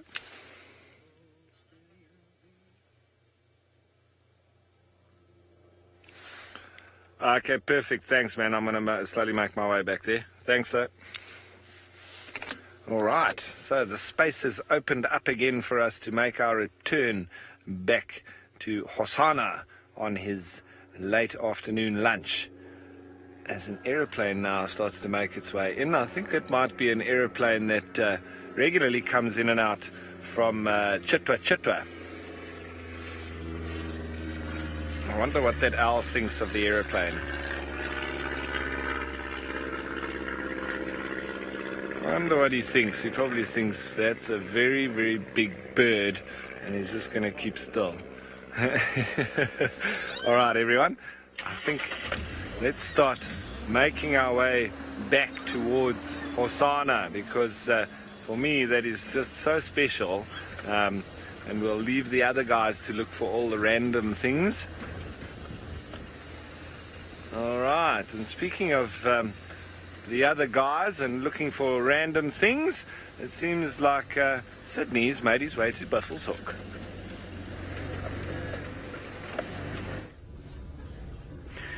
Yeah, it's quite at the moment here by the Buffelshoek Dam. However, I've got some elephants slowly approaching. They will be at the dam in the next 1 or 2 minutes. It's going to be very interesting here where I am now. Sighting is developing. There they are, slowly approaching to the dam now. It's not too much, but it's I think I didn't count them very nicely, but I think they are about close to 12, 15.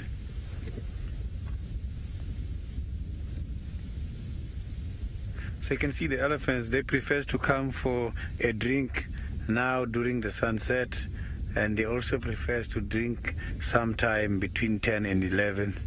Yes, you can find them drinking during the day. It's determined by different seasons, because sometimes seasons as such as the winter season, they have got to walk long distances because some of these seasonal dams and seasonal streams are becoming dry now.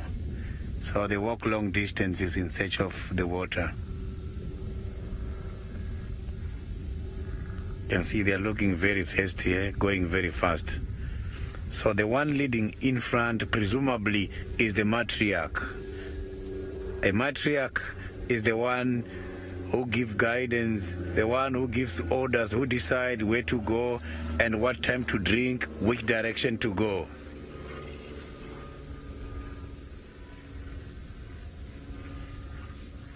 Look at that.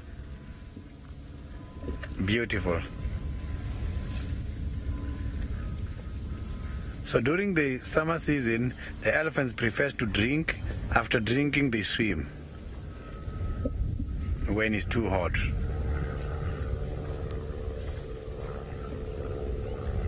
There's quite a lot of them coming. There's even a small baby approaching as well. Look at that. The little one is battling to come down. Look, he's running. Look at those beautiful ears. This is very much cute.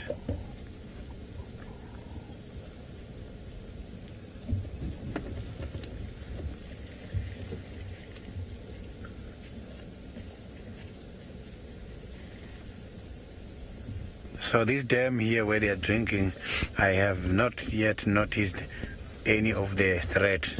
So they are very much free here.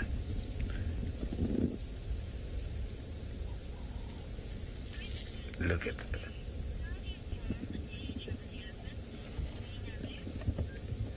So there is a question from Nina Mo about the age of the elephants.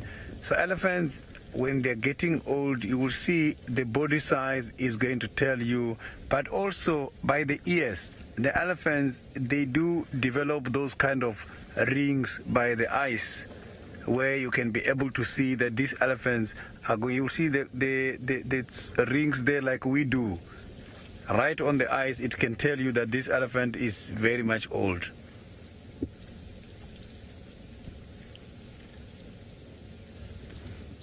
So look at that elephant. The tusks, one of them is shorter, another one is long.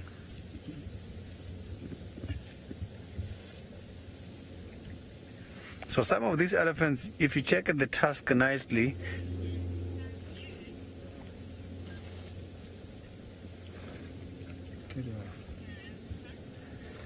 so the elephants, if you look at their tusk there, you will see some of them has got thinner tusk on the right, some on the left. So that is just telling you that this elephant is using mostly the right side of the body. So it's like some of them are left-handed and some of them are right-handed.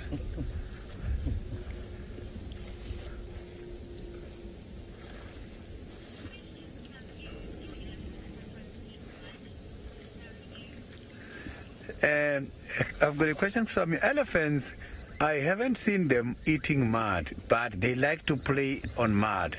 Apart from that, animals, when they are lacking of the mineral ions, they do eat the soil which is more red in color. The red color on this soil indicates iron oxide. It indicates quite a lot of iron available. So these animals, they need this kind of iron. You will see them feeding on these ions every time they eat the red soil. We don't give these animals any supplements. Naturally, they know what to do.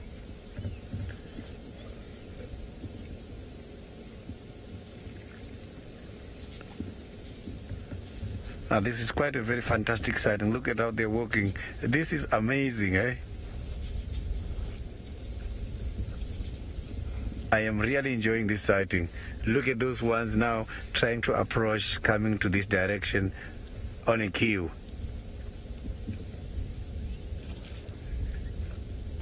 Those ones are now starting to play.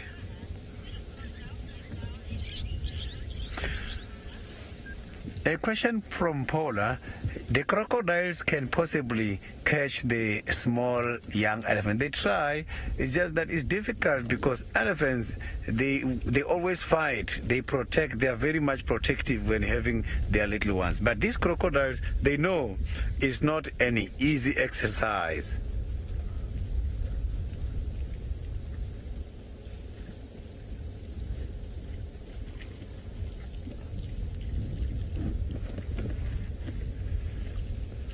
All I can hear is the water splashing everywhere.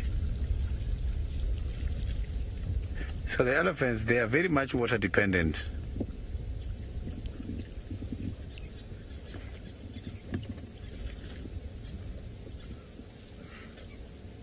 Yes, you can see that the elephants are very much peaceful. I've been here before them. They got here. They're just drinking. No worries. I am here.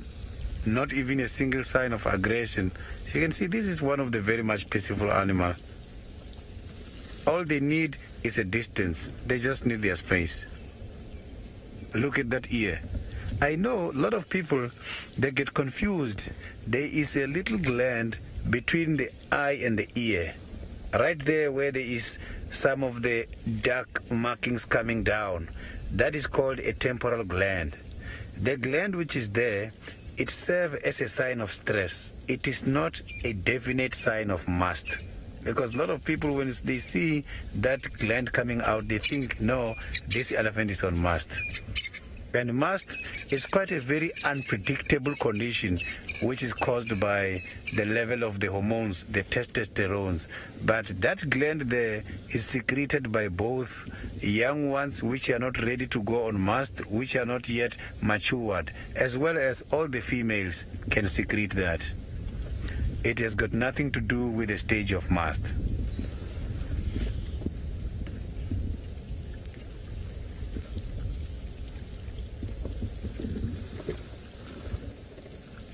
You can see these elephants are drinking a lot of water. So mostly elephants, they drink twice. And a day, if they are drinking 150 to 200 liters, I don't know if they have already got some of this water before now. You can see they've just been drinking. They need quite a lot of water maintenance, eh?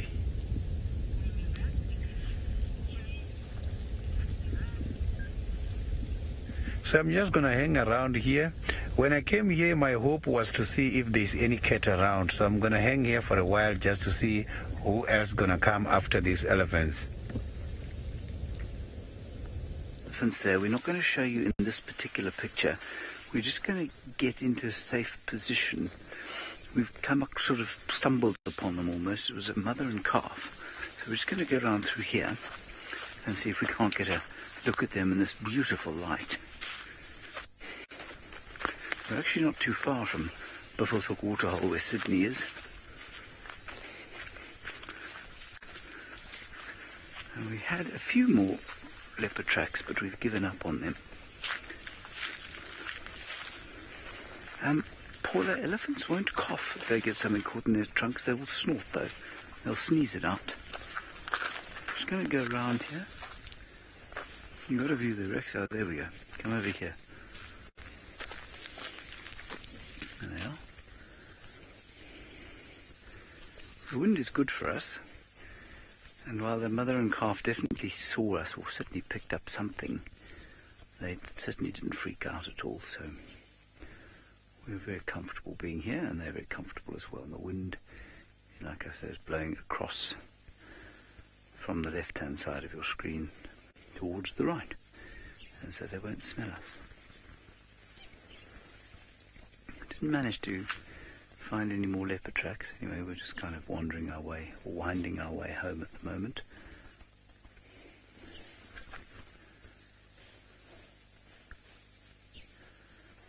Come round this way. I think we might get a slightly better view.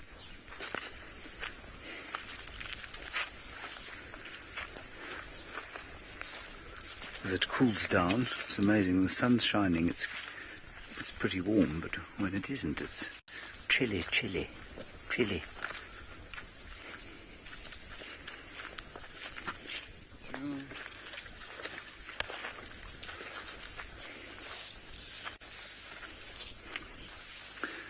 Jason. Yes, I suppose seeing an elephant sneeze would be quite cool unless he were in the firing line, in which case it would be slimy and disgusting. This is quite a big herd. It's more than just the cow and her calf. They're through there. It's just very thick. I'm not sure that we're going to get a better view than we had. Let's try. Keep coming with me. Let's go around here. Though we found so little on our bushwalk today, at least we can try and give you a decent view or an experience of these elephants on foot. We'll try and be nice and quiet as we approach, paying attention to the wind the whole time. Rex just turning off his radio. Us trying not to stand on branches. And of course Sebastian has to watch his camera as well as the branches.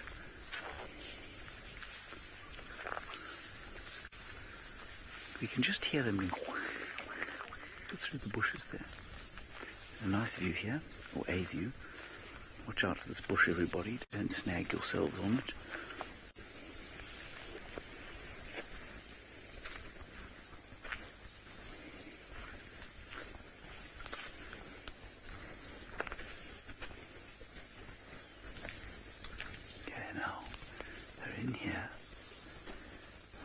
You're not going to see them particularly well, but I'm going to be quiet and see if you can hear them.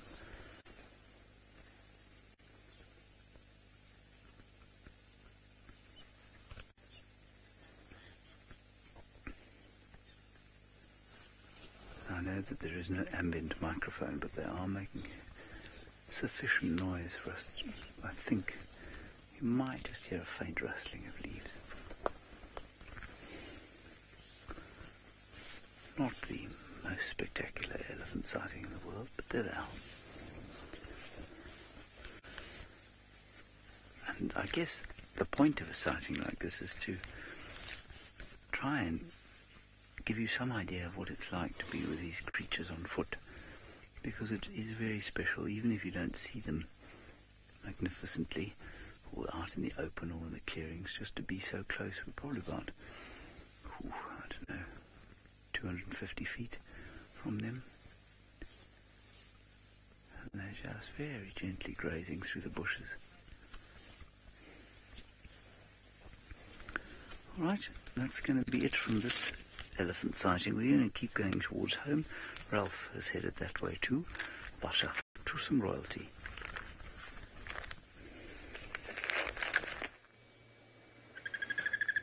Well, we're getting serenaded by a little crested barbet here, and Hosana's just watching the elephants move off from the waterhole. I have a sneaky suspicion he wants to go for a drink, but he's waiting for them to move off.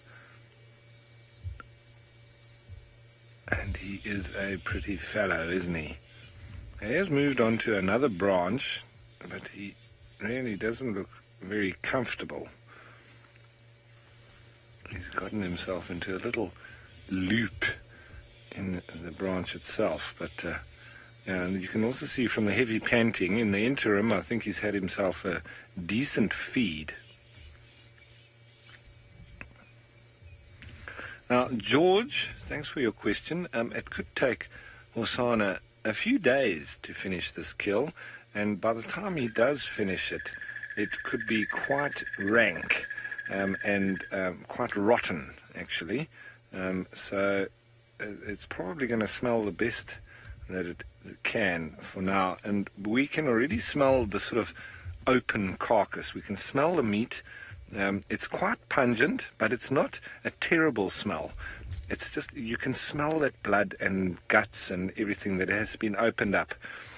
I've smelt it quite a number of times in my life, obviously, with being around these predators, as well as done a little bit of subsistence hunting myself. So I know that smell, and obviously this is the best it's going to smell. After this, it's going to start stinking, if I can say that. And then obviously the stronger it gets, the more attention he's going to get from hyenas, because then they'll be able to pick that up much easier. It looks like now he might be thinking about either getting a more comfortable position, or making his way down and actually going for a drink. Yeah, I think he is thinking about coming down.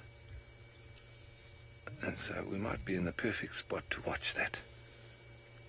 Let's see him go. He's looking down as if he's making inroads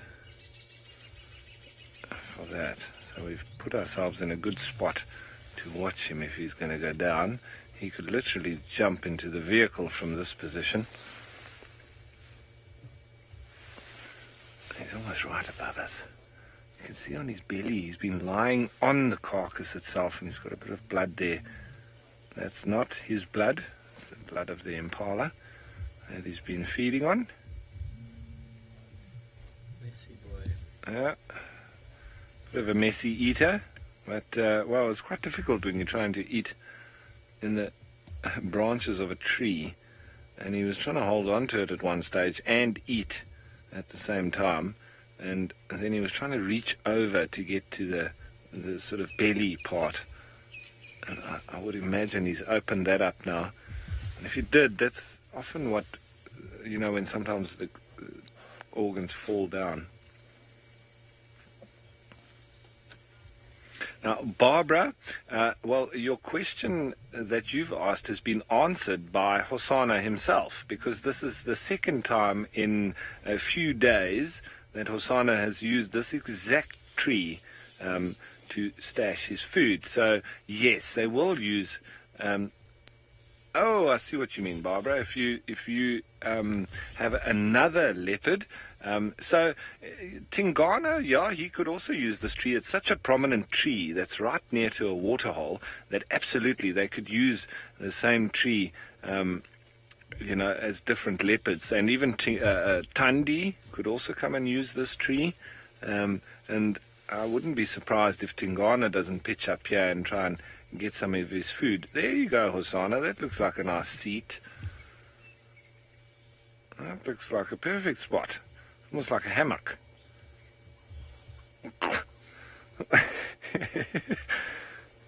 He's just having a bit of a seat. It's like his sun lounger. Sit down.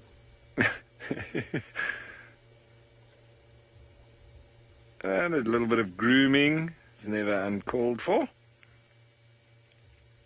Oh, looking very regal in his throne. It's a shame this one branch is cutting his face off, but, well, we can't have it all. We've really been lucky with this guy. And now we're once again all on our own. And so the other vehicles have gone off to go and look for lions and more interesting things. Well, for me, what could be more interesting than this? But, I mean, you know, when you come out on a safari, you want to see as much as possible. And it sounds like everybody's saying he's in a silly pose and a silly cat. Well, I tend to disagree. I would say clever cat. Look at that perfect seat you got. Eh?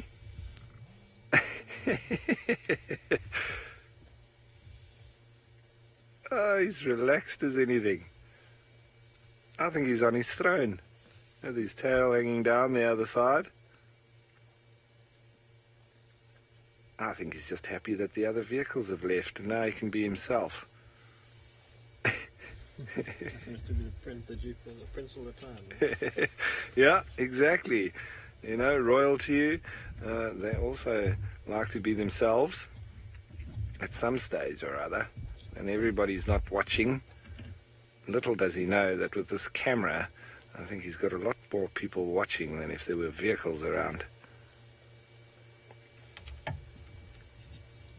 Well, that's the beauty of it.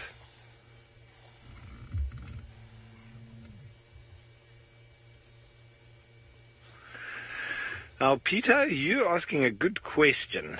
I would have to say I would think so, that male leopards are possibly more tolerant of their sons than of their daughters. Definitely, I would think so, because you know, just in the terms of their territory, and but yeah, that's really us just guessing now. But I would think so. They definitely are, and you would hope so, actually, because that would then assist in, stopping inbreeding and so on.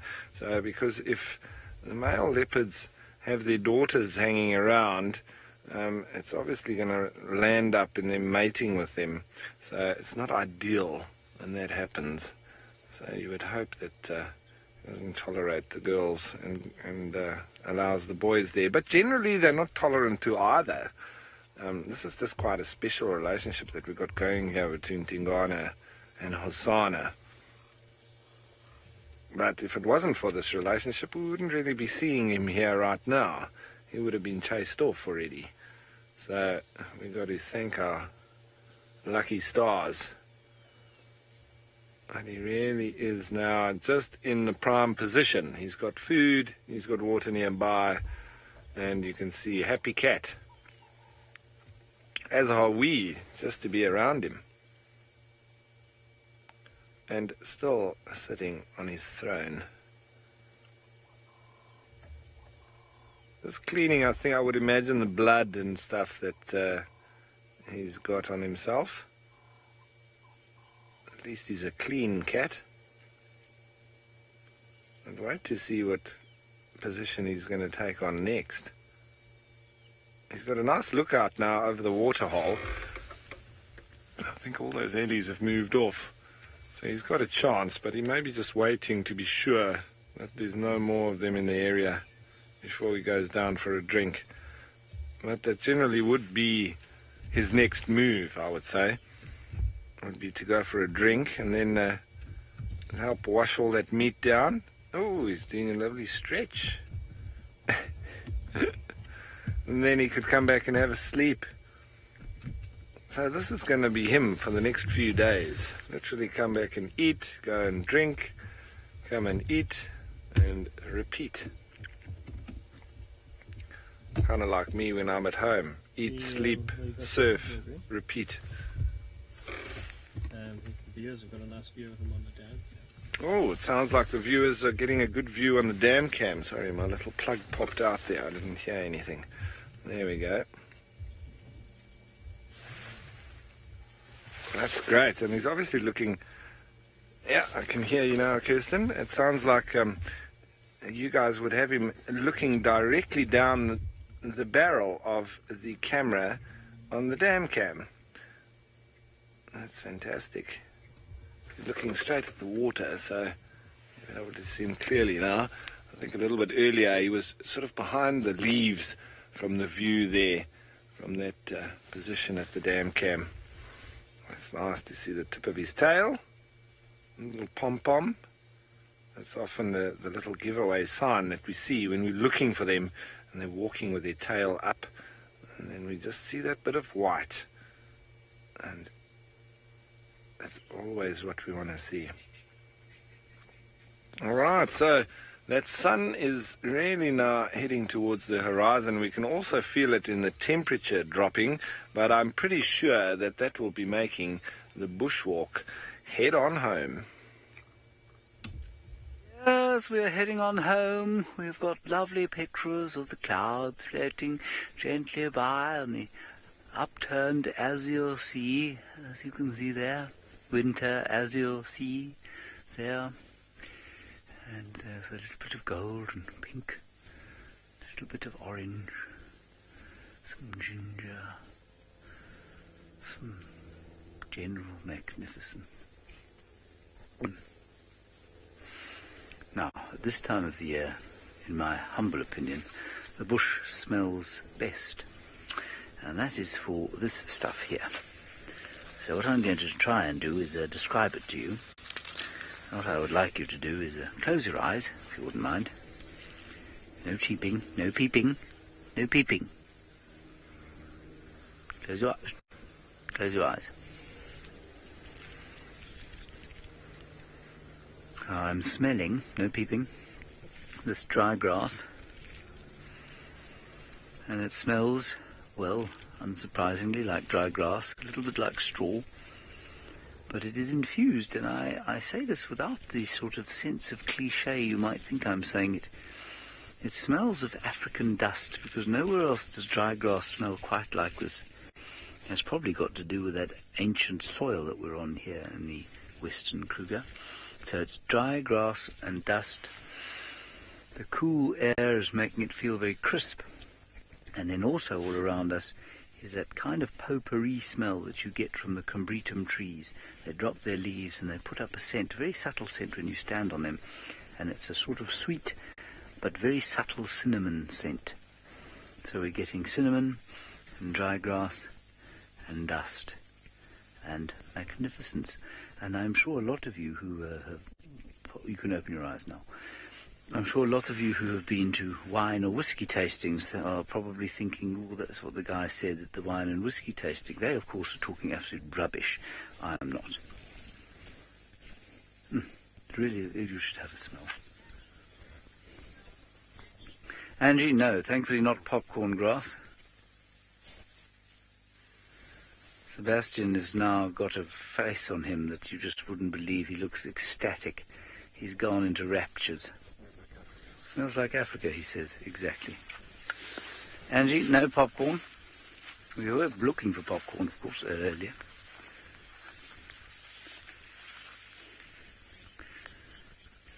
A little quickly here. There seems to be an unoccupied tropical tent web spider. This is web. I'm not sure you'll even see it. Yeah. Oh no, there's a very small one in the middle. Very small. You got the spider. Good. Yeah. While we try and think of Peter's question, anything that doesn't make sense from a simile point of view, like eyes like a hawk. That obviously does make sense because hawks have good eyes. Fast as a cheetah. Sweat like a pig. I don't know if pigs sweat a lot. Sweat like a horse. Horses definitely sweat a lot. What do you think it is? This. What I've got in there is... That? Is that what you got? No, it's below that, but I don't think it's the spider. Or is it? Oh, maybe. Yeah. There, yeah. No, a bit more above. There. Yeah. The little thing. Yes. There are two. Yeah, the big thing, is that the spider? The big one is also a spider. That's probably Okay. Mrs. Spider. Ah. Yes. Yes. Okay. Now these tropical tent-web spiders come in all sizes, from sort of dollar coin sized to, well, what would we say, almost a foot across. So I think they are fairly long-lived, and as far as I'm aware, there's only one species of tropical tent-web spider. Certainly only one genus that we find over here. I can't really think of any other animal sayings that don't make sense. I can think of lots of bird names that don't make sense, but I can't think of any animal sayings or similes that don't make any sense. Jamie apparently says pigs can't sweat. That's not Jamie Patterson, is it? No. Didn't think she was watching. So, Jamie, pigs can't sweat. So there you go. Sweat like a pig doesn't work. Maybe it's only I that say sweat like a pig. My father says it. That's where I learnt it. Probably not real. What else can we say?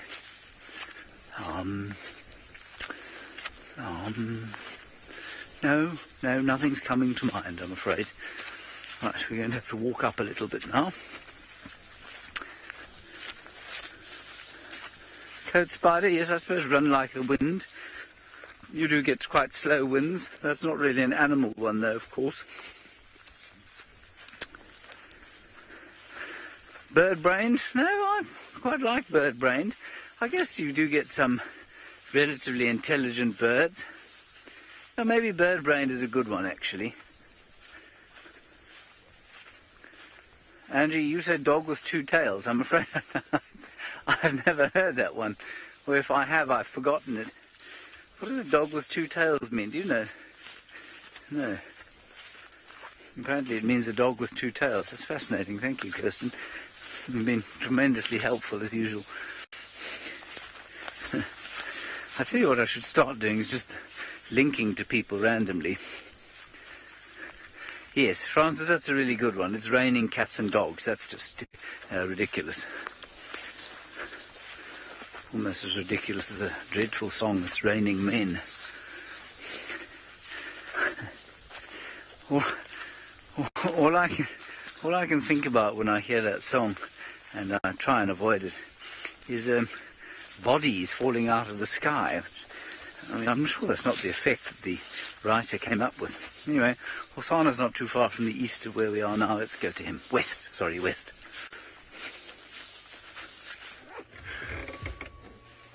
Don't lie, James, that's your favourite song.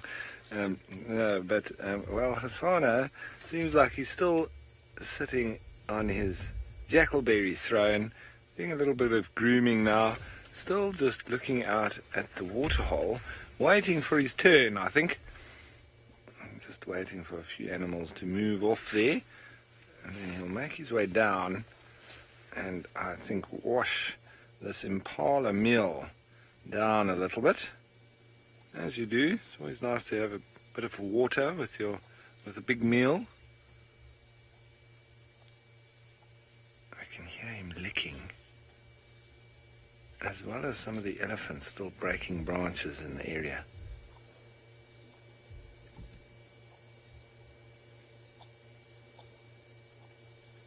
I don't know if you can hear that.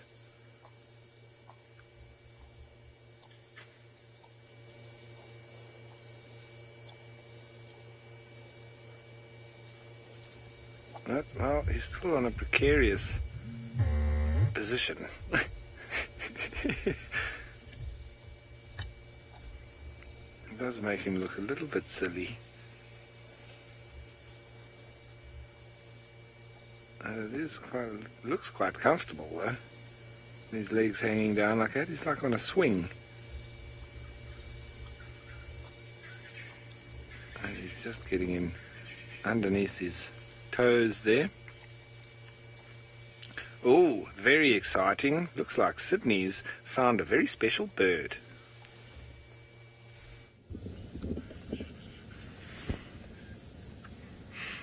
Quite a very beautiful bird, the ground hornbill. So it's two of them. One of them just got disappeared somewhere right in front. Not easy to see the facial expression. I'm just gonna try and move a little bit forward so that we can have a better visual. So let me just try and move forward for a better visual.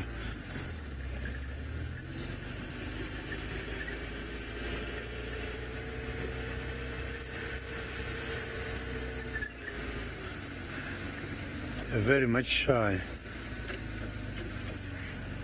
Let me see if we can find them again from this direction here.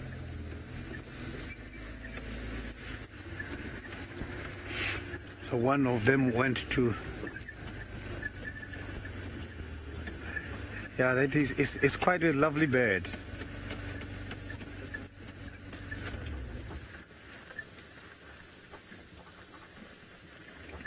They all decided to leave me.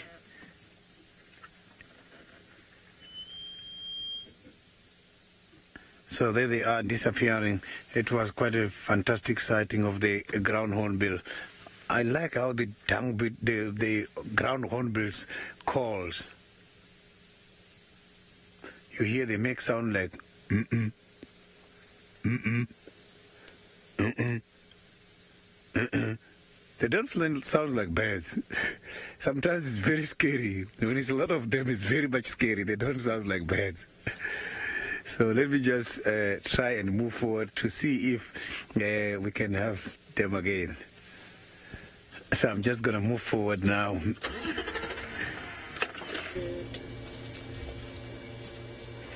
Here we go, everyone. He's now just managed to climb down the tree. I'm just keeping deadly still because he's walking right next to me now.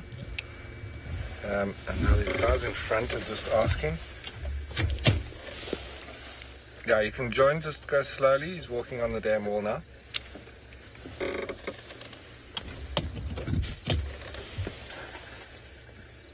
Okay, he's gone stationary. You can make your way slowly. Alright, so now he's just lying just in front of us. Obviously, I think, wanting to make his way for a drink. But it was quite comical the way he literally fell down the tree between all the sticks and branches and things. And I think he was quite irritated that we were here snickering at him. And there he looks at us almost quite embarrassed. Yeah, Kirsten's saying he pulled the tongue at me. Yeah, I would say so too. There's just another vehicle that's just joined us here now. And, well, at least he's come out in the open. I still think he's going to go and take himself for a drink shortly. But he's probably just making sure that the last of the elephants have moved off. But he is a very pretty cat, I must say. And the way that he fell down the tree, I just for the life of me can't think how he struggled with that impala going up.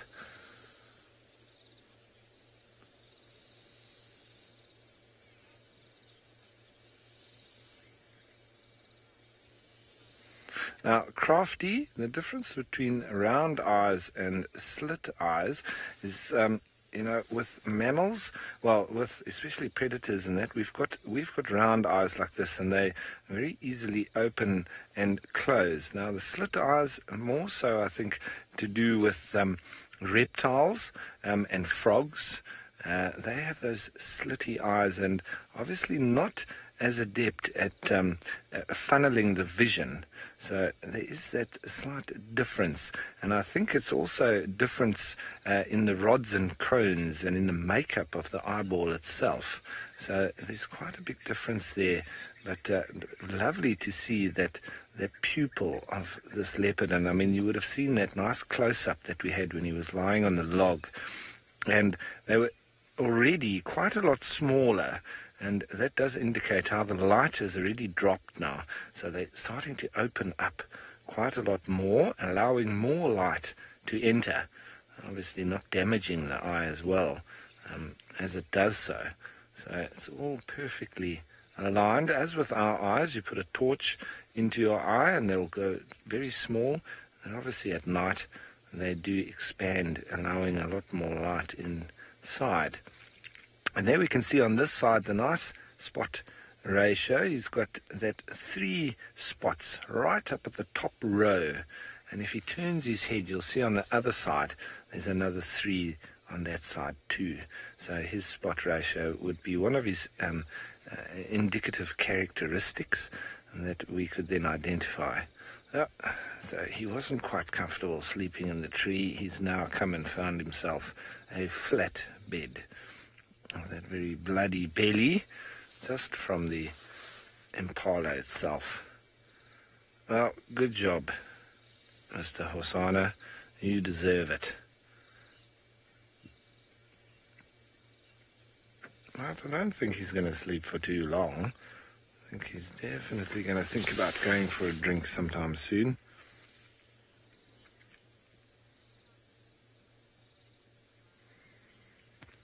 Minamu, I have got to say that from my experience, but I don't know if there was something wrong with the animal. I've smelt an aardvark carcass that some lions killed, and it smelt terrible. But if we think of fresh carcasses, it's hard to tell. They all do have a particular smell to them. But obviously, as they age, they all start to rot, and then they all do stink. So I can't really say that one smells worse than the other. They all really stink really badly. But I will say that the animal that smells the worst alive would have to be a civet. And they put down an anal pasting that is of note. If you smell that, you will remember it for a very long time. And it was actually one of the ingredients that they used to add to perfume, like as in Chanel No. 5. And they used to milk the anal gland of civets and add it to really expensive perfume. So think of that. It was the compound that made it linger longer. Now, obviously, they've got artificial ingredients that they would add, but I have to say that that's probably one of the worst smells I've ever smelt in the bush. I wonder what woke him up there, if it was just the racket from the spur fowl. They do make a noise.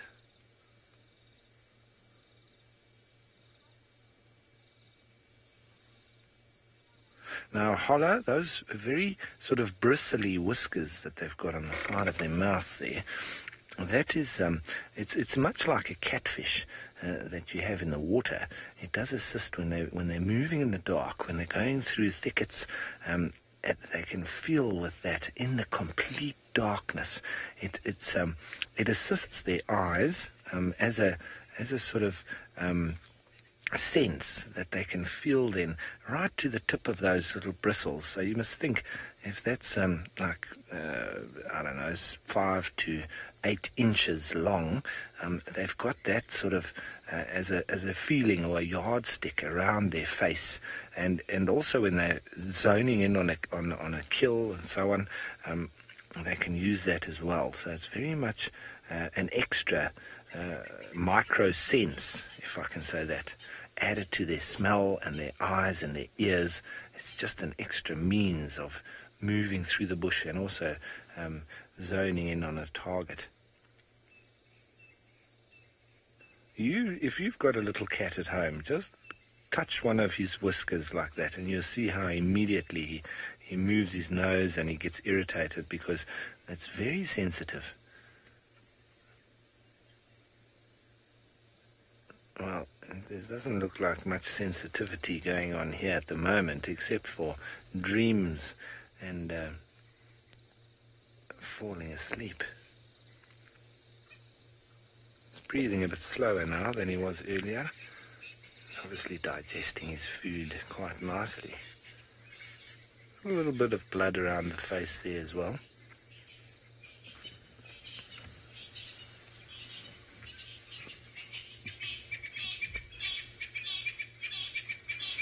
All right, so as we sit here and wait and see if Mr. Hosane gets up to anything, let's head you off to James, who I believe is waiting for a lift.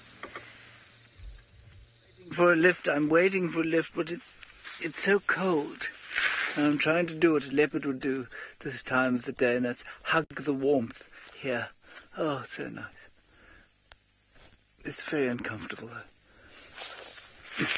It has been amazing to us how hot these things are when we fly the thermal drone, because they do give off a tremendous amount of heat, and they almost look like mammals with some of the thermal cameras, which obviously they are not. This is an inanimate object filled with a lot of animals making a lot of metabolic heat, and there are so many millions of termites in here that they radiate this metabolic heat, which I think is quite fantastic. And in summertime, of course, that's why they need to open up the chimneys so that the air conditioning can work, and in winter they're all closed up so that it stays at a relatively pleasant, I think, 28 to 30 degrees inside a termite mound, which is really quite pleasant. It's now very dark indeed. We would have probably made it home, but we're going to wait here because Conrad is going to come and fetch us, because we would have to walk straight past Hosana, and we know, well, he's in a bit of a killing mood at the moment, and that's not ideal for those of us on foot. Oh, Paula, I don't think so much as a delicacy as a everyday food. Termites are certainly eaten by human beings.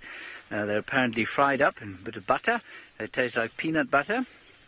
Very good fat content, very good protein content. I wouldn't say that anything out here is necessarily eaten as a delicacy. You know, delicacy implies some kind of rareness and exotic taste.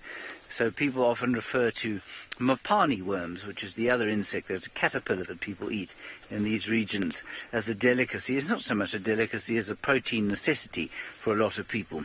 Same goes for termites and many of the seasonal foods that you get out here. But yes, people do certainly eat termites. I've eaten one in my life, I think. I've never had cause to try and get a hold of them. I don't have any... I don't feel vaguely squeamish about it, actually. The first few mapani worms I ate, I definitely felt a bit squeamish. But I quite like the idea of termites on toast, for example. I think that might be quite nice. Okay, we're going to stop here because we are now almost in sight of Hosanna. Sydney apparently is a very fine termite chef.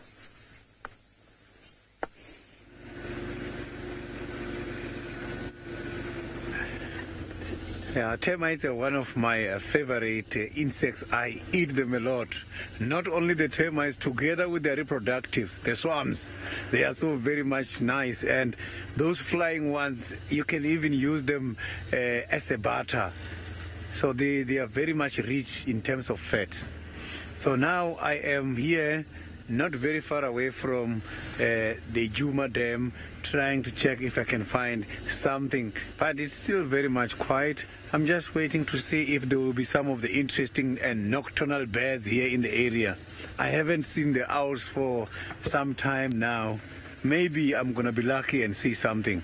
Apart from the owls, everything nocturnal life is starting now.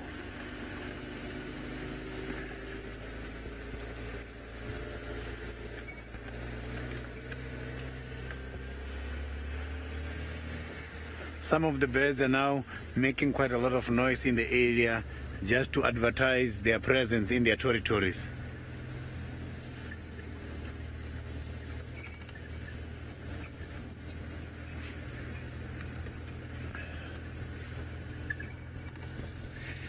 Shortly, I'm going to use my spotlight now. It's getting dark at the moment.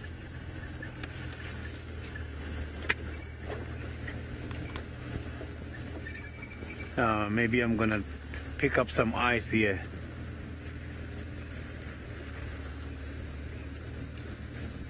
Most of the nocturnal animals, their eyes are very much interesting because they have got a very nice, thick, reflective membrane. When shining a spotlight on them, then you will see the reflection. So it's easy to detect a nocturnal animal.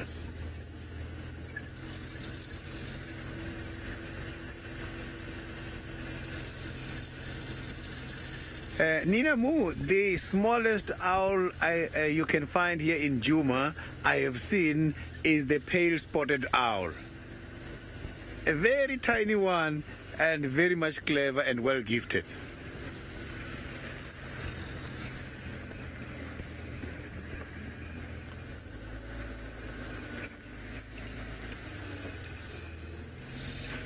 So I haven't seen any of the big owls here. I'm just giving... Yeah, I just want to stop a little bit here for the impalas to cross the road. They are going to rest now. Let me don't disturb them. It has been a long day to them.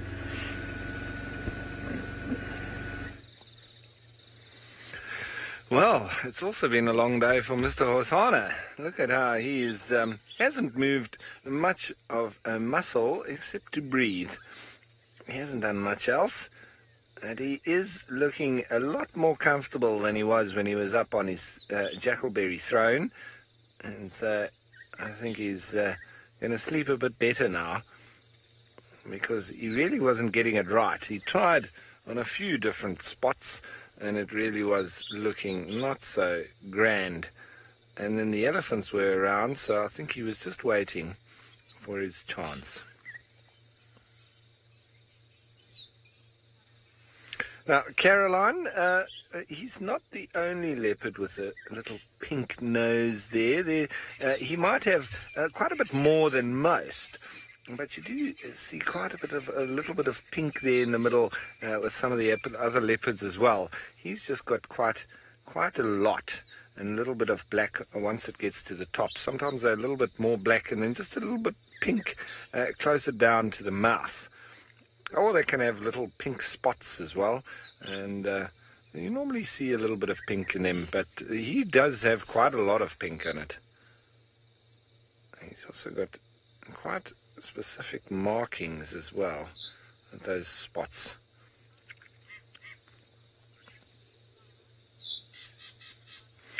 Margarita, leopards' tongues are quite barbed as well.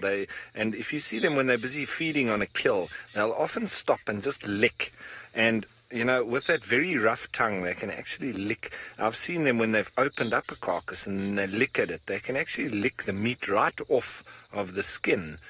So, yes, and even cheetah as well. I've been licked by a cheetah, and it is extremely rough. And even little cheetah cubs, their tongues already are extremely rough. It almost feels like they're going to lick your skin off your body. So, yeah, and also fulfilling quite an important function there, and does assist in getting little fragments of meat off, and you often see them licking at a carcass. And I think it also does help when they grooming as well, get any chunks of meat and stuff that they've got from the carcass off, as well as blood. Once it coagulates on them, it you know, it could be quite difficult to wash off, but with that tongue they can dispatch it quite easily. And he was grooming quite nicely just now as well.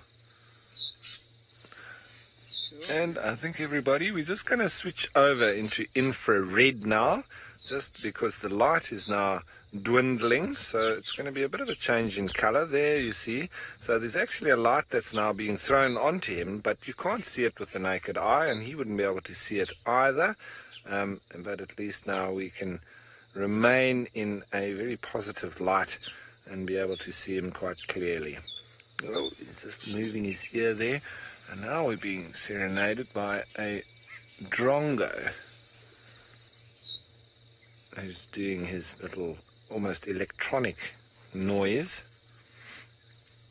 And we call him the R2-D2 of the bush from Star Wars. He definitely sounds like R2-D2.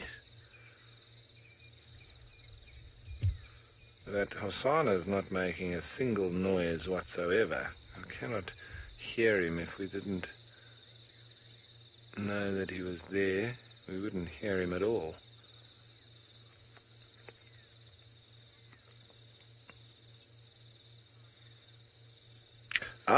James Richard, thanks very much for your comment.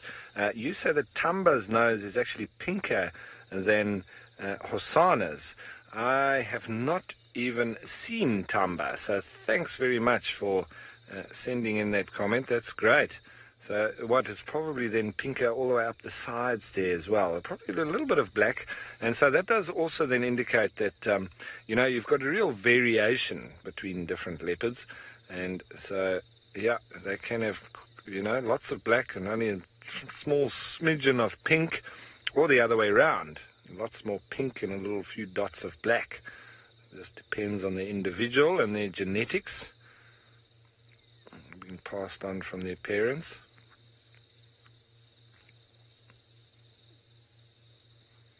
Now, Crawl, with leopard spots, you might have a little bit of, obviously, hereditary, I mean, and genetic-wise, because, you know, these spots and the sort of genetic code would be, you know, very, very similar. So you would have quite similar spot patterns, or, you know, spots in general, but you know, general individual spots would then be down to the individual itself. So you've just got that slight variation between each and every single individual cat that then makes it very easy to identify each one. It's much like your fingerprints, you know, almost identical to that. So, I mean, if you think about it, Tingana, who is his father, he's got 5'5", and I'm just talking about just on a real small scale, the spot ratio just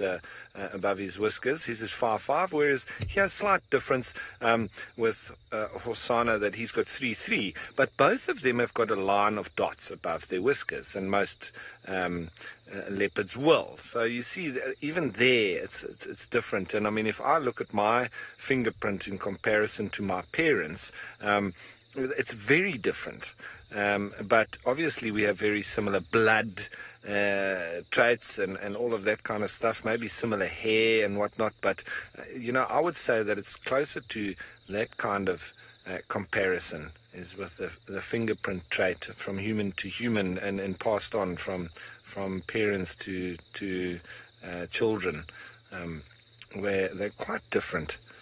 from one to the next.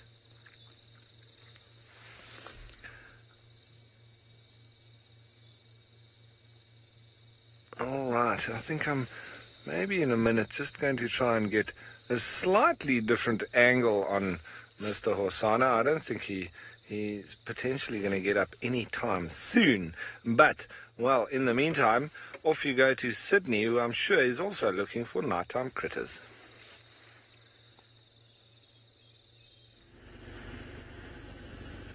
Yeah, it is very quiet at the moment this side where I am. But the day has been good so far. Hosana was so good to us this afternoon. Yes, the elephant sighting as well. Here on this side by the dam. I was not that very lucky this afternoon with a lot of cats. And then I have been to everywhere trying to look. It's just that the Talamati Pride I was looking for went towards one of the private concession whereby I am not allowed to go. Here where I am at the moment is very much quiet and is getting cold, and the weather like this is not bad when it comes to the animal activities. When I started, it was warm. Shortly after I've started, temperature dropped. Now it's cold.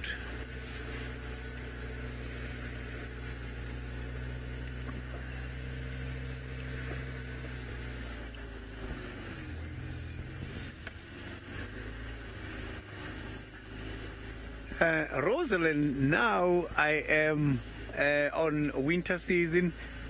We are now heading towards the end of winter season, and it's still very much cold. You know, winter, before it disappears, it gets very much cold.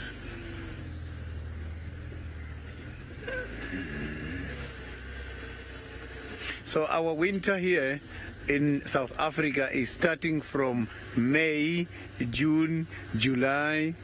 And July, end of July is when it's disappearing. August, mid-August is not cold anymore.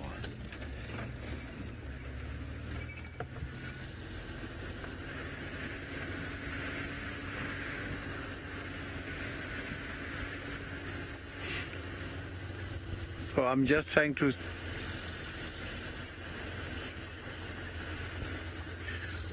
a comment from Lara about Sydney finding a bush baby.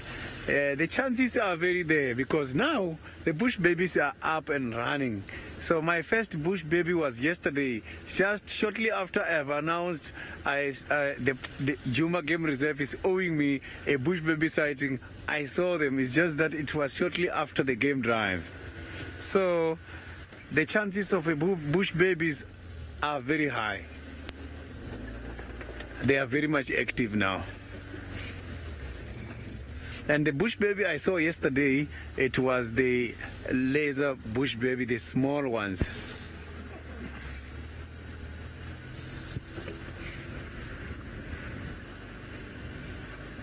So I'm just trying to look up in the trees there and see if maybe I can pick up some very big red eyes.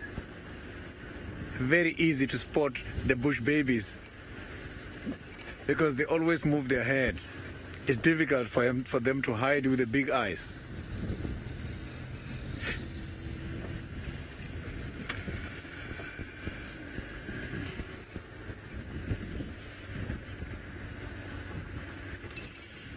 Yeah, I'm just going to carry on looking here and see if we can find any of the interesting animals now.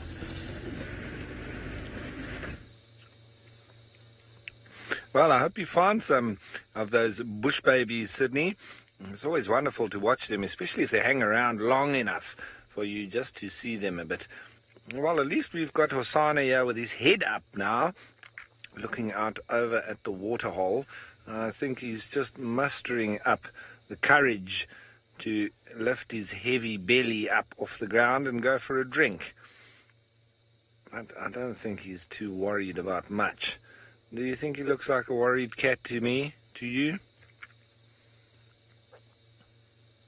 Now, Niconico, cats won't generally get sunburnt except for any exposed skin that they might have. So potentially a little bit on his nose might be a spot where he could get sunburnt, you know, because that pink area would be well exposed to the sun. So luckily it's pointing a little bit downwards, and luckily also that Hosana would mostly spend his time in the thickets, and trying to hide himself as an ambush hunter.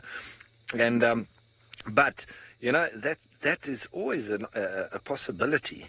I mean, because we know with dogs or cats, and if they have an exposed belly, they can get sunburnt, and they can even get cancerous growths and all sorts of things. So, yeah, I would say that this cat's only spot would be right on the tip of his nose there. Oh, that was just a little nightjar, or was it? Or a drongo?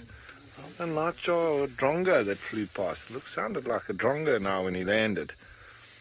And if you know drongos, they are also not scared of anything, like the honey badgers of the sky. So he could have even come and just given Hosana a little buzz there, as if to say, hey, well, you're there, but I'm not scared of you. And you could see almost the way he watched it, that he's had them around him before. And it is a bit late for you to be flying around, Mr. Drongo. He's come and landed just near to us. I can just see a black dot in the growth here. Yeah, just here. If you pan off to the right here, you should be able to see it a little bit more. No? There he is. Yeah. Sorry, he's just flown off again.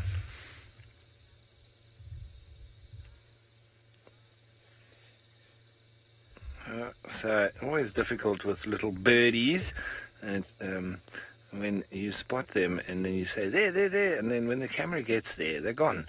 So yeah, the camera guys really have the work cut out for them when we, as the presenters, are pointing birds out for them, because we're just like, oh, there's a bird, and they're like, where? Okay, and speaking of difficult birds to spot in the bush, seems like Sydney's got one of them.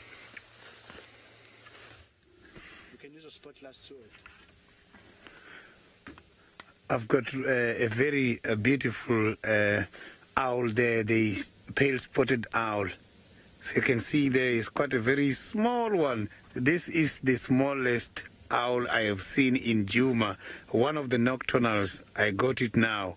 It's very much difficult to see the front side of the head on this kind of an owl, because it has got some false eyes at the back. It's just that now we can't see it very well because of the positioning.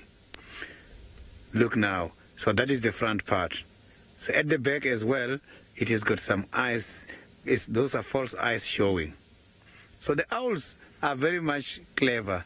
They don't only depend on their irritability in order to hear what is coming, or in order to hear what they are looking for.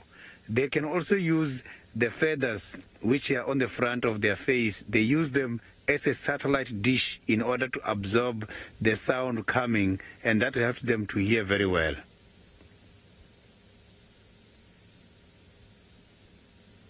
So these owls can be able to take down a dove, and a dove is way much bigger than this little owl compared to the dove.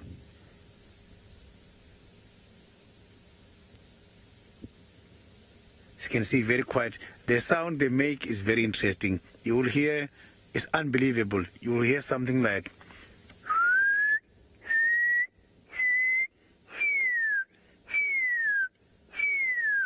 that is how they call.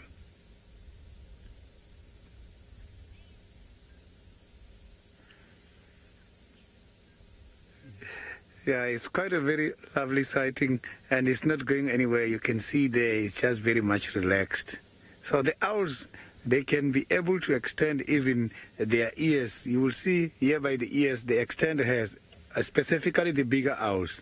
The problem is, the owls, they've got big eyes, and because of the big eyes, they cannot move the pupil. But that is compensated by the flexibility of the neck. They can turn their head 270 degrees. So it means the problem that they cannot turn the pupil, it doesn't mean they cannot see very well. They can turn their head 270 degrees.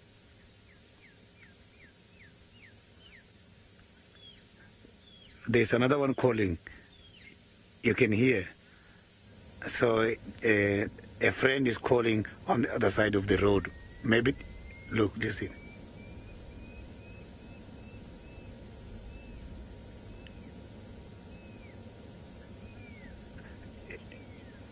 Interesting, eh? So, and it's not this one calling. This one have not yet responded.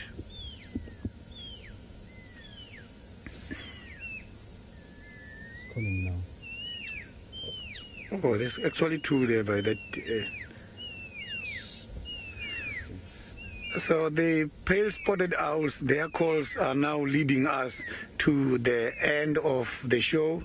And thank you very, very much for all your comments and questions. Let's meet again tomorrow at 6:15.